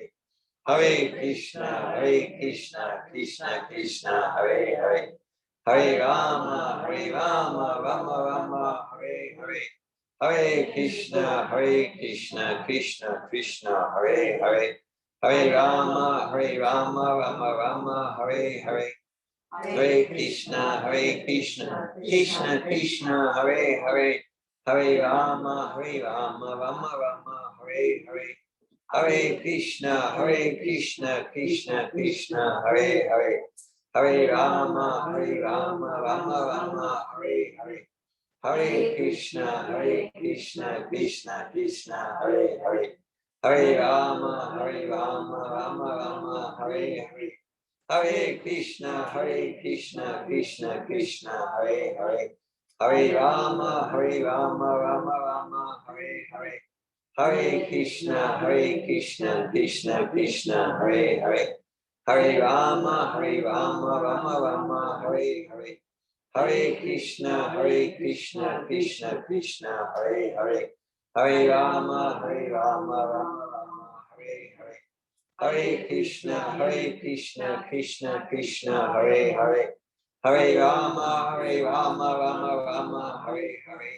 Hare Krishna, Krishna Krishna, Hare Hare. Hare Rama, Rama Rama, Hare Hare. Hare Krishna, Krishna Krishna, Hare Hare. Hare Rama, Rama Rama, Hare Hare. Hare Krishna, Krishna Krishna, Hare Hare. Hare Rama, Rama Rama, Hare Hare. Hare Krishna, Krishna Krishna, Hare Hare.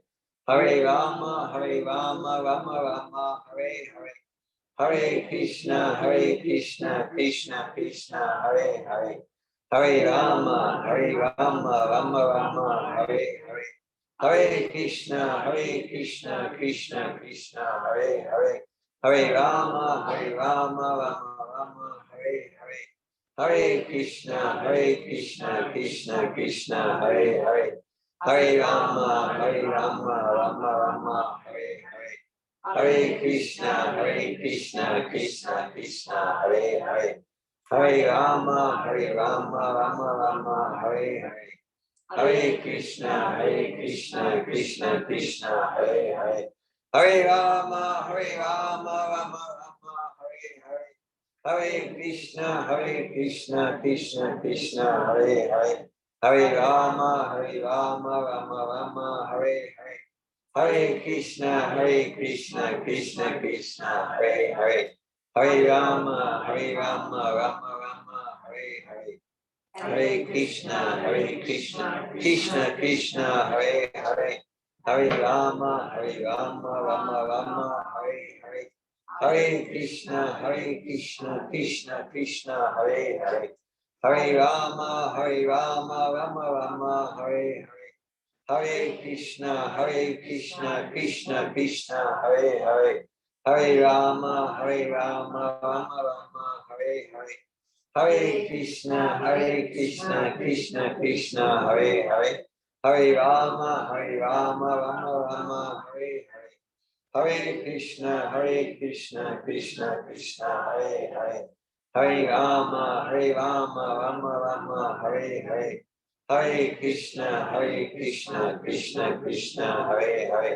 Hare Rama, Rama Rama, Hare Hare. Hare Krishna, Krishna Krishna, Hare Hare. Hare Rama, Rama Rama, Hare Hare. Hare Krishna, Krishna Krishna, Hare Hare. Hare Rama, Rama Rama, Hare Hare. Hare Krishna, Krishna Krishna, Hare Hare. Hare Rama, Rama Rama, Hare Hare. Hare Krishna, Krishna Krishna, Hare Hare. Hare Rama, Rama Rama, Hare Hare. Hare Krishna, Krishna Krishna, Hare Hare. Hare Rama, Rama Rama, Hare Hare. Hare Krishna, Krishna Krishna, Hare Hare. Hare Rama, Rama Rama, Hare Hare. Hare Krishna, Krishna Krishna, Hare Hare. Hare Rama, Rama Rama, Hare Hare. Hare Krishna, Krishna Krishna, Hare Hare. Hare Rama, Rama Rama, Hare Hare. Hare Krishna, Krishna Krishna, Hare Hare. Hare Rama, Rama Rama, Hare Hare. Hare Krishna, Krishna Krishna, Hare Hare. Hare Rama, Rama Rama, Hare Hare. Hare Krishna, Krishna Krishna, Hare Hare. Hare Rama, Rama Rama, Hare Hare. Hare Krishna, Krishna Krishna, Hare Hare. Hare Rama, Rama Rama, Hare Hare. Hare Krishna, Krishna Krishna, Hare Hare. Hare Rama, Rama Rama, Hare Hare. Hare Krishna, Krishna Krishna, Hare Hare. Hare Rama, Rama Rama, Hare Hare. Hare Krishna, Krishna Krishna, Hare Hare. Hare Rama, Rama Rama, Hare Hare. Hare Krishna, Krishna Krishna, Hare Hare. Hare Rama, Rama Rama, Hare Hare. Hare Krishna, Krishna Krishna, Hare Hare. Hare Rama, Rama Rama, Hare Hare. Hare Krishna, Krishna Krishna, Hare Hare. Hare Rama, Rama Rama, Hare Hare. Hare Krishna, Krishna Krishna, Hare Hare. Hare Rama, Rama Rama, Hare Hare. Hare Krishna, Krishna Krishna, Hare Hare. Hare Rama, Rama Rama, Hare Hare. Hare Krishna, Krishna Krishna, Hare Hare, Hare Rama, Rama Rama, Hare Hare, Hare Krishna, Krishna Krishna, Hare Hare, Hare Rama, Rama Rama, Hare Hare, Hare Krishna, Krishna Krishna, Hare Hare, Hare Rama, Rama Rama, Hare Hare, Hare Krishna, Krishna Krishna, Hare Hare, Hare Rama, Rama Rama, Hare Hare, Hare Krishna, Krishna Krishna, Hare Hare, Hare Rama, Rama Rama, Hare Hare, Hare Krishna, Krishna Krishna, Hare Hare, Hare Rama, Rama Rama, Hare Hare, Hare Krishna, Krishna Krishna, Hare Hare, Hare Rama, Rama Rama, Hare Hare, Hare Krishna, Krishna Krishna, Hare Hare, Hare Rama, Rama Rama, Hare Hare, Hare Krishna, Krishna Krishna, Hare Hare, Hare Rama, Rama Rama, Hare Hare, Hare Krishna, Krishna Krishna, Hare Hare, Hare Rama, Rama Rama, Hare Hare, Hare Krishna, Krishna Krishna, Hare Hare, Hare Rama, Rama Rama, Hare Hare, Hare Krishna, Krishna Krishna, Hare Hare, Hare Rama, Rama Rama, Hare Hare, Hare Krishna, Krishna Krishna, Hare Hare, Hare Rama, Rama Rama, Hare Hare, Hare Krishna, Krishna Krishna, Hare Hare, Hare Rama, Rama Rama,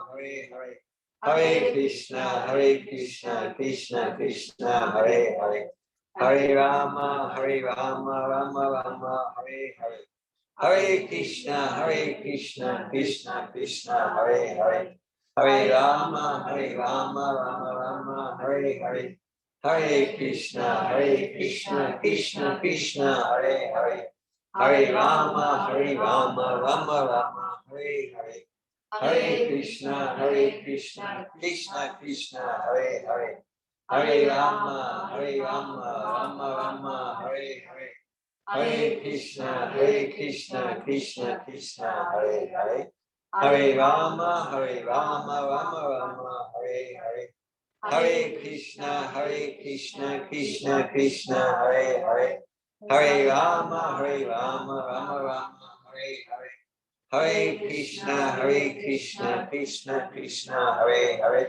Hare Rama, Rama Rama, Hare Hare, Hare Krishna, Krishna Krishna, Hare Hare, Hare Rama, Rama Rama, Hare Hare, Hare Krishna, Krishna Krishna, Hare Hare, Hare Rama, Rama Rama, Hare Hare.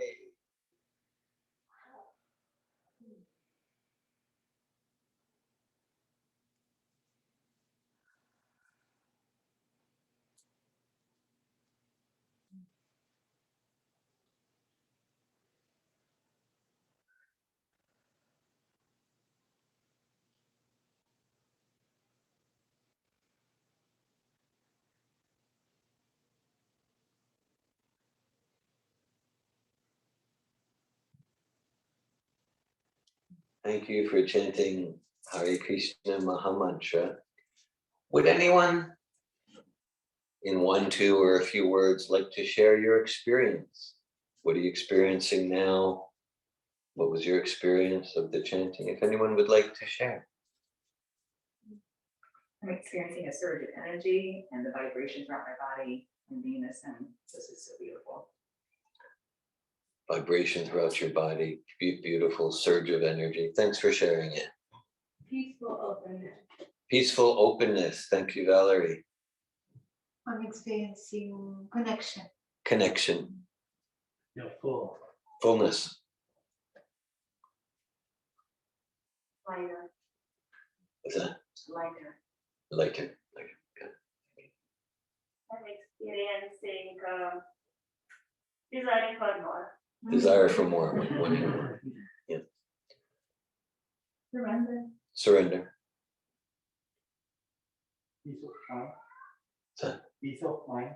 Peace. Peace of mind. It's peace of mind. Peace of mind. Yeah.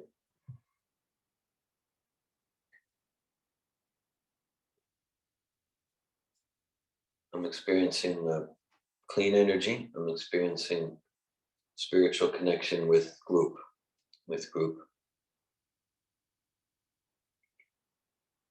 So, as Prabhupada would often say, so this chanting Hare Krishna Maha Mantra doesn't cost anything. There's no tax. And and we can make this our friend. This is chanting the names of God. It's spiritual sound vibration.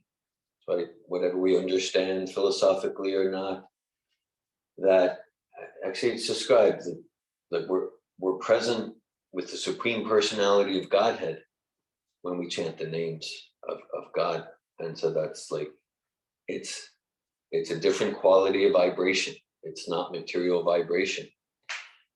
Myself, again, for about 38 years, I've fulfilled a vow I chant at least 16 rounds every day. And I especially like to do that in the morning, but to do it right now, late afternoon, perfect, beautiful. This is transcendental. It's not dependent on time of day. And and this is the thing I'm most proud of myself, that I fulfilled that vow, not just because like as far as this has been more than anything, more than any other practice or habit, the practice and habit that's been a rising tide that lifts all ships and moves me each day more and more each year of my life to live purposefully in self-realization towards consciousness of devotion to the divine. It's described, actually, this practice of chanting Hare Krishna Maha Mantra, it's ancient, even eternal. It was rejuvenated about 500 years ago by a saint named Sri Chaitanya Mahaprabhu and brought to the West in 1965 by Bhaktivedanta Swami. Sri Chaitanya Mahaprabhu said in Sanskrit, Nam namakri bahuda nija sarva shaktis tatrapita niyamita smarane nakala etadrashi tavakripa bhagavan mamapi duradeva midrashami hajani nanuraga. One of the meanings of that statement is that for this particular practice of God realization and self-realization, there's no rules or regulations. Meaning, like, we chanted here in a group, some were sitting, some were standing, and I do that a lot. We can chant while walking on the street, walking in the park. We can chant sitting, standing, pacing. We can chant in a group, on our own. And it's special because for some, the science of mantra, for some mantras can be very complex. And for the mantra to have effect, we need to know how to breathe this way and that way. I know how to breathe, but that's it. Okay. We need the intonations, the inflections. But for this, it's just like, we just chant Hare Krishna, Krishna Krishna, Hare Hare, Hare Rama, Rama, Hare Hare. And be with our experience and notice the effects in the immediate and as days, weeks, months, years go by. And I like to think I have some achievements in my life. But definitely the achievement I feel most good about is I fulfilled that vow for chanting these rounds every day. And that's, to use another analogy from Bhaktivedanta Swami, he says, like, let's say we have a string of zeros, 5 zeros, 10, 20 zeros. What's the value? A big zero. But if we put a 1 in front, the 1 gives value. It becomes trillions and quadrillions and like that. So we know we can achieve. I have this house, I have this car, I have this bank account, I have this status, position in the company. We know it's all zero. It's empty if we don't have the one of self-realization and connection with that highest guidance within. So with God and that connection, that guidance. So this is like a cornerstone practice for me, my daily chanting of Hare Krishna mantra, to strengthen that one in front of the zeros for all areas of my life. You're welcome to keep the beats. Yeah, this is gift giving. You're welcome to keep the beads, assuming you'll use them for chanting. If you'd like, I know for many of you, it's already part of your daily practice, this Maha Mantra japa chanting. These are called japa beads. You can add it to your life. 1 round per day, 2, 10, according to inspiration. And it is a commitment of time, and it's a commitment. Like more and more, I realize as this body ages, more and more I realize like this is what time's for. Rather than like, wow, there's no time to chant. I got this to do and that. And like, this is what time's for. And then everything else becomes an efficient, effective, meaningful use of time from that consciousness that is cultivated through chanting the names of the divine. Thank you all for your presence and participation. And my understanding is in a moment, we'll go to kirtan chanting and then a vegetarian feast. But it's not just vegetarian food, it's called prasadam. It's actually a spiritual eating process, that the food, it's nice to thank God for the food, but this is food prepared with love and devotion for the pleasure of Sri Krishna, Supreme Personality of Godhead. And in that way, just like the chanting, the prasadam is yummy and has fully transformational spiritual effects. So we go to kirtan. We're gonna go outside. Okay, outside kirtan. Yeah, outside. So grab any instrument that you like. And do we still have anybody online that would like to join us? Yes, Okay, nice. there's Stephanie Oh, and nice. Susan and Jennifer. Awesome. Hare Krishna. Wonderful. So we're gonna go out to the front of the house, and you're welcome to come and experience some kirtan. Thank you. I like your scarf. I guess I should go like this so you can see me. We're trying to get out the door here. I like your scarf. Oh, thank you. Oh, Hold on. Setting you down. Opening up the door. Oops, don't want to lose anybody. All right. No one's followed me yet, so we're just going to go to the great outdoors. So give us a second to set up. You'll get to enjoy outside until we all reconvene. Hare Krishna.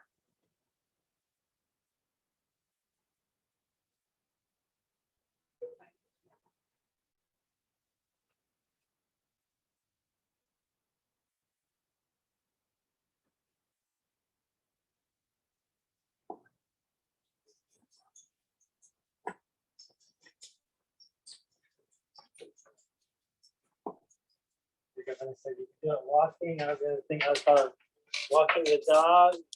You can do it while walking the dog. walking the horse. And then I thought swimming with dolphins. dolphin. Maybe. You can do it all the time. I've done it swimming with the dolphin. I took it to the dolphin when I swim with me. So it wasn't really chanting, it was like Krishna. Yeah. The dolphin, yeah, very, very, Are we very good. okay to take off masks and we're social distancing outside? Yes. I think so. I can't breathe very well with the singing and I want to sing, but I want to everyone to say it too. I think that's a program. to be without the mask and social distancing for the victim. Perfect. It's not that cold outside. It's just like Florida anomaly. You go. But you know, the AC is not strong in this house. It's such a big house. That was really cold. That was super cold. Really bad. But it's a Florida anomaly. Going out, takes the sweatshirt off, and going in, taking shit. God.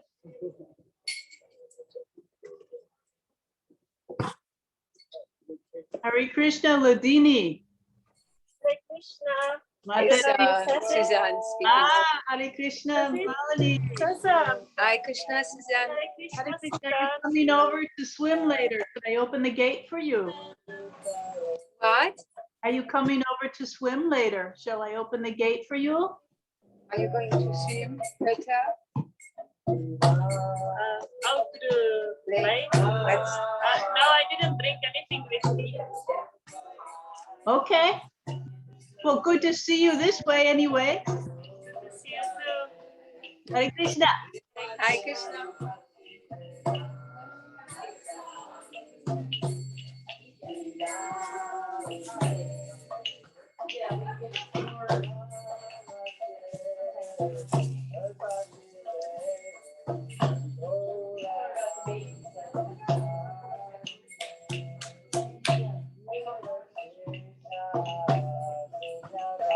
Yeah, he went on, they went.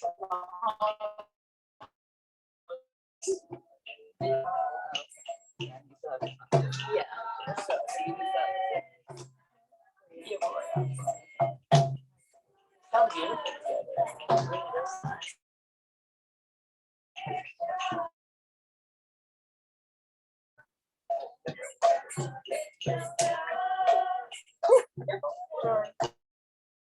Sorry, but he just, there was a setup, yeah.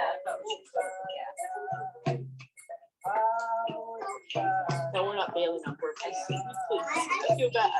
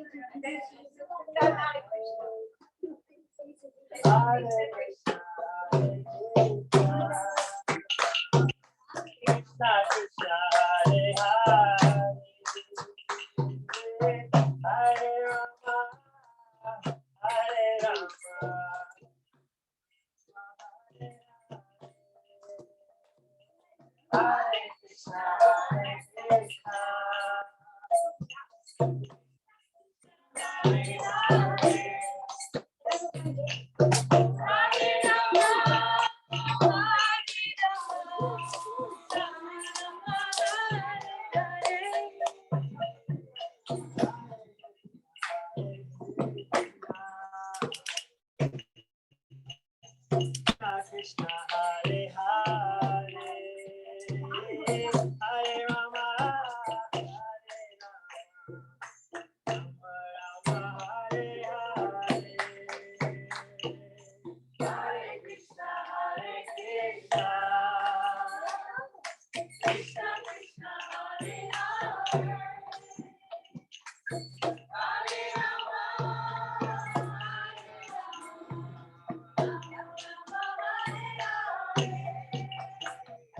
Hare Krishna, Krishna Krishna, Hare Hare, Hare Rama, Hare Rama, Rama Rama, Hare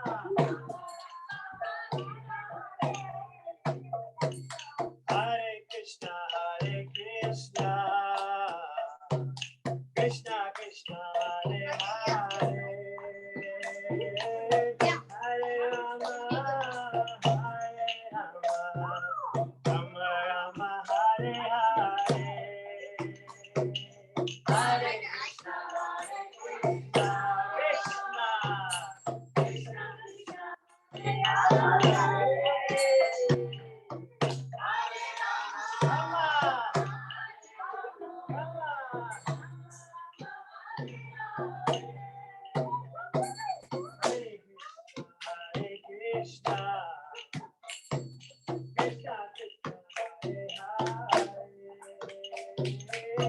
Hare Rama, Rama Rama, Hare Hare, Hare Krishna, Krishna Krishna,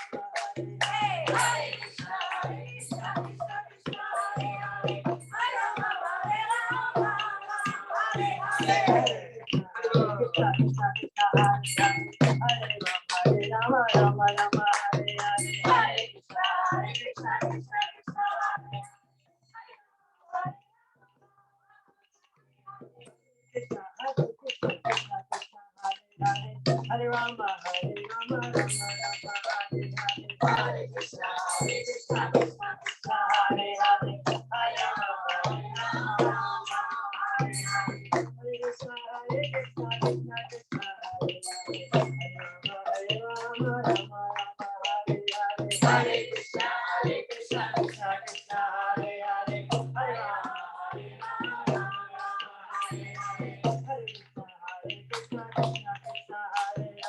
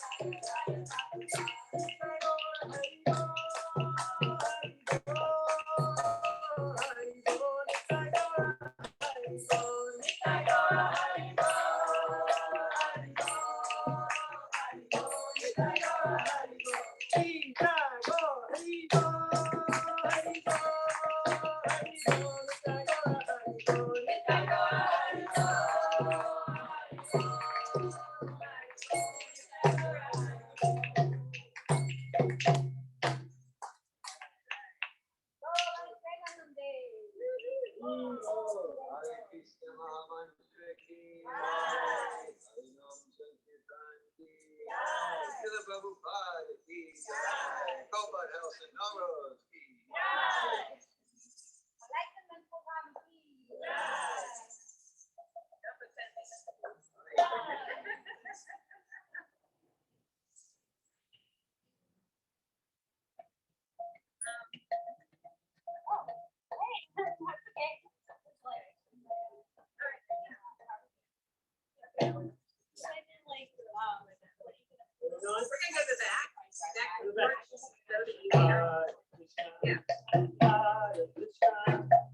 Krishna Krishna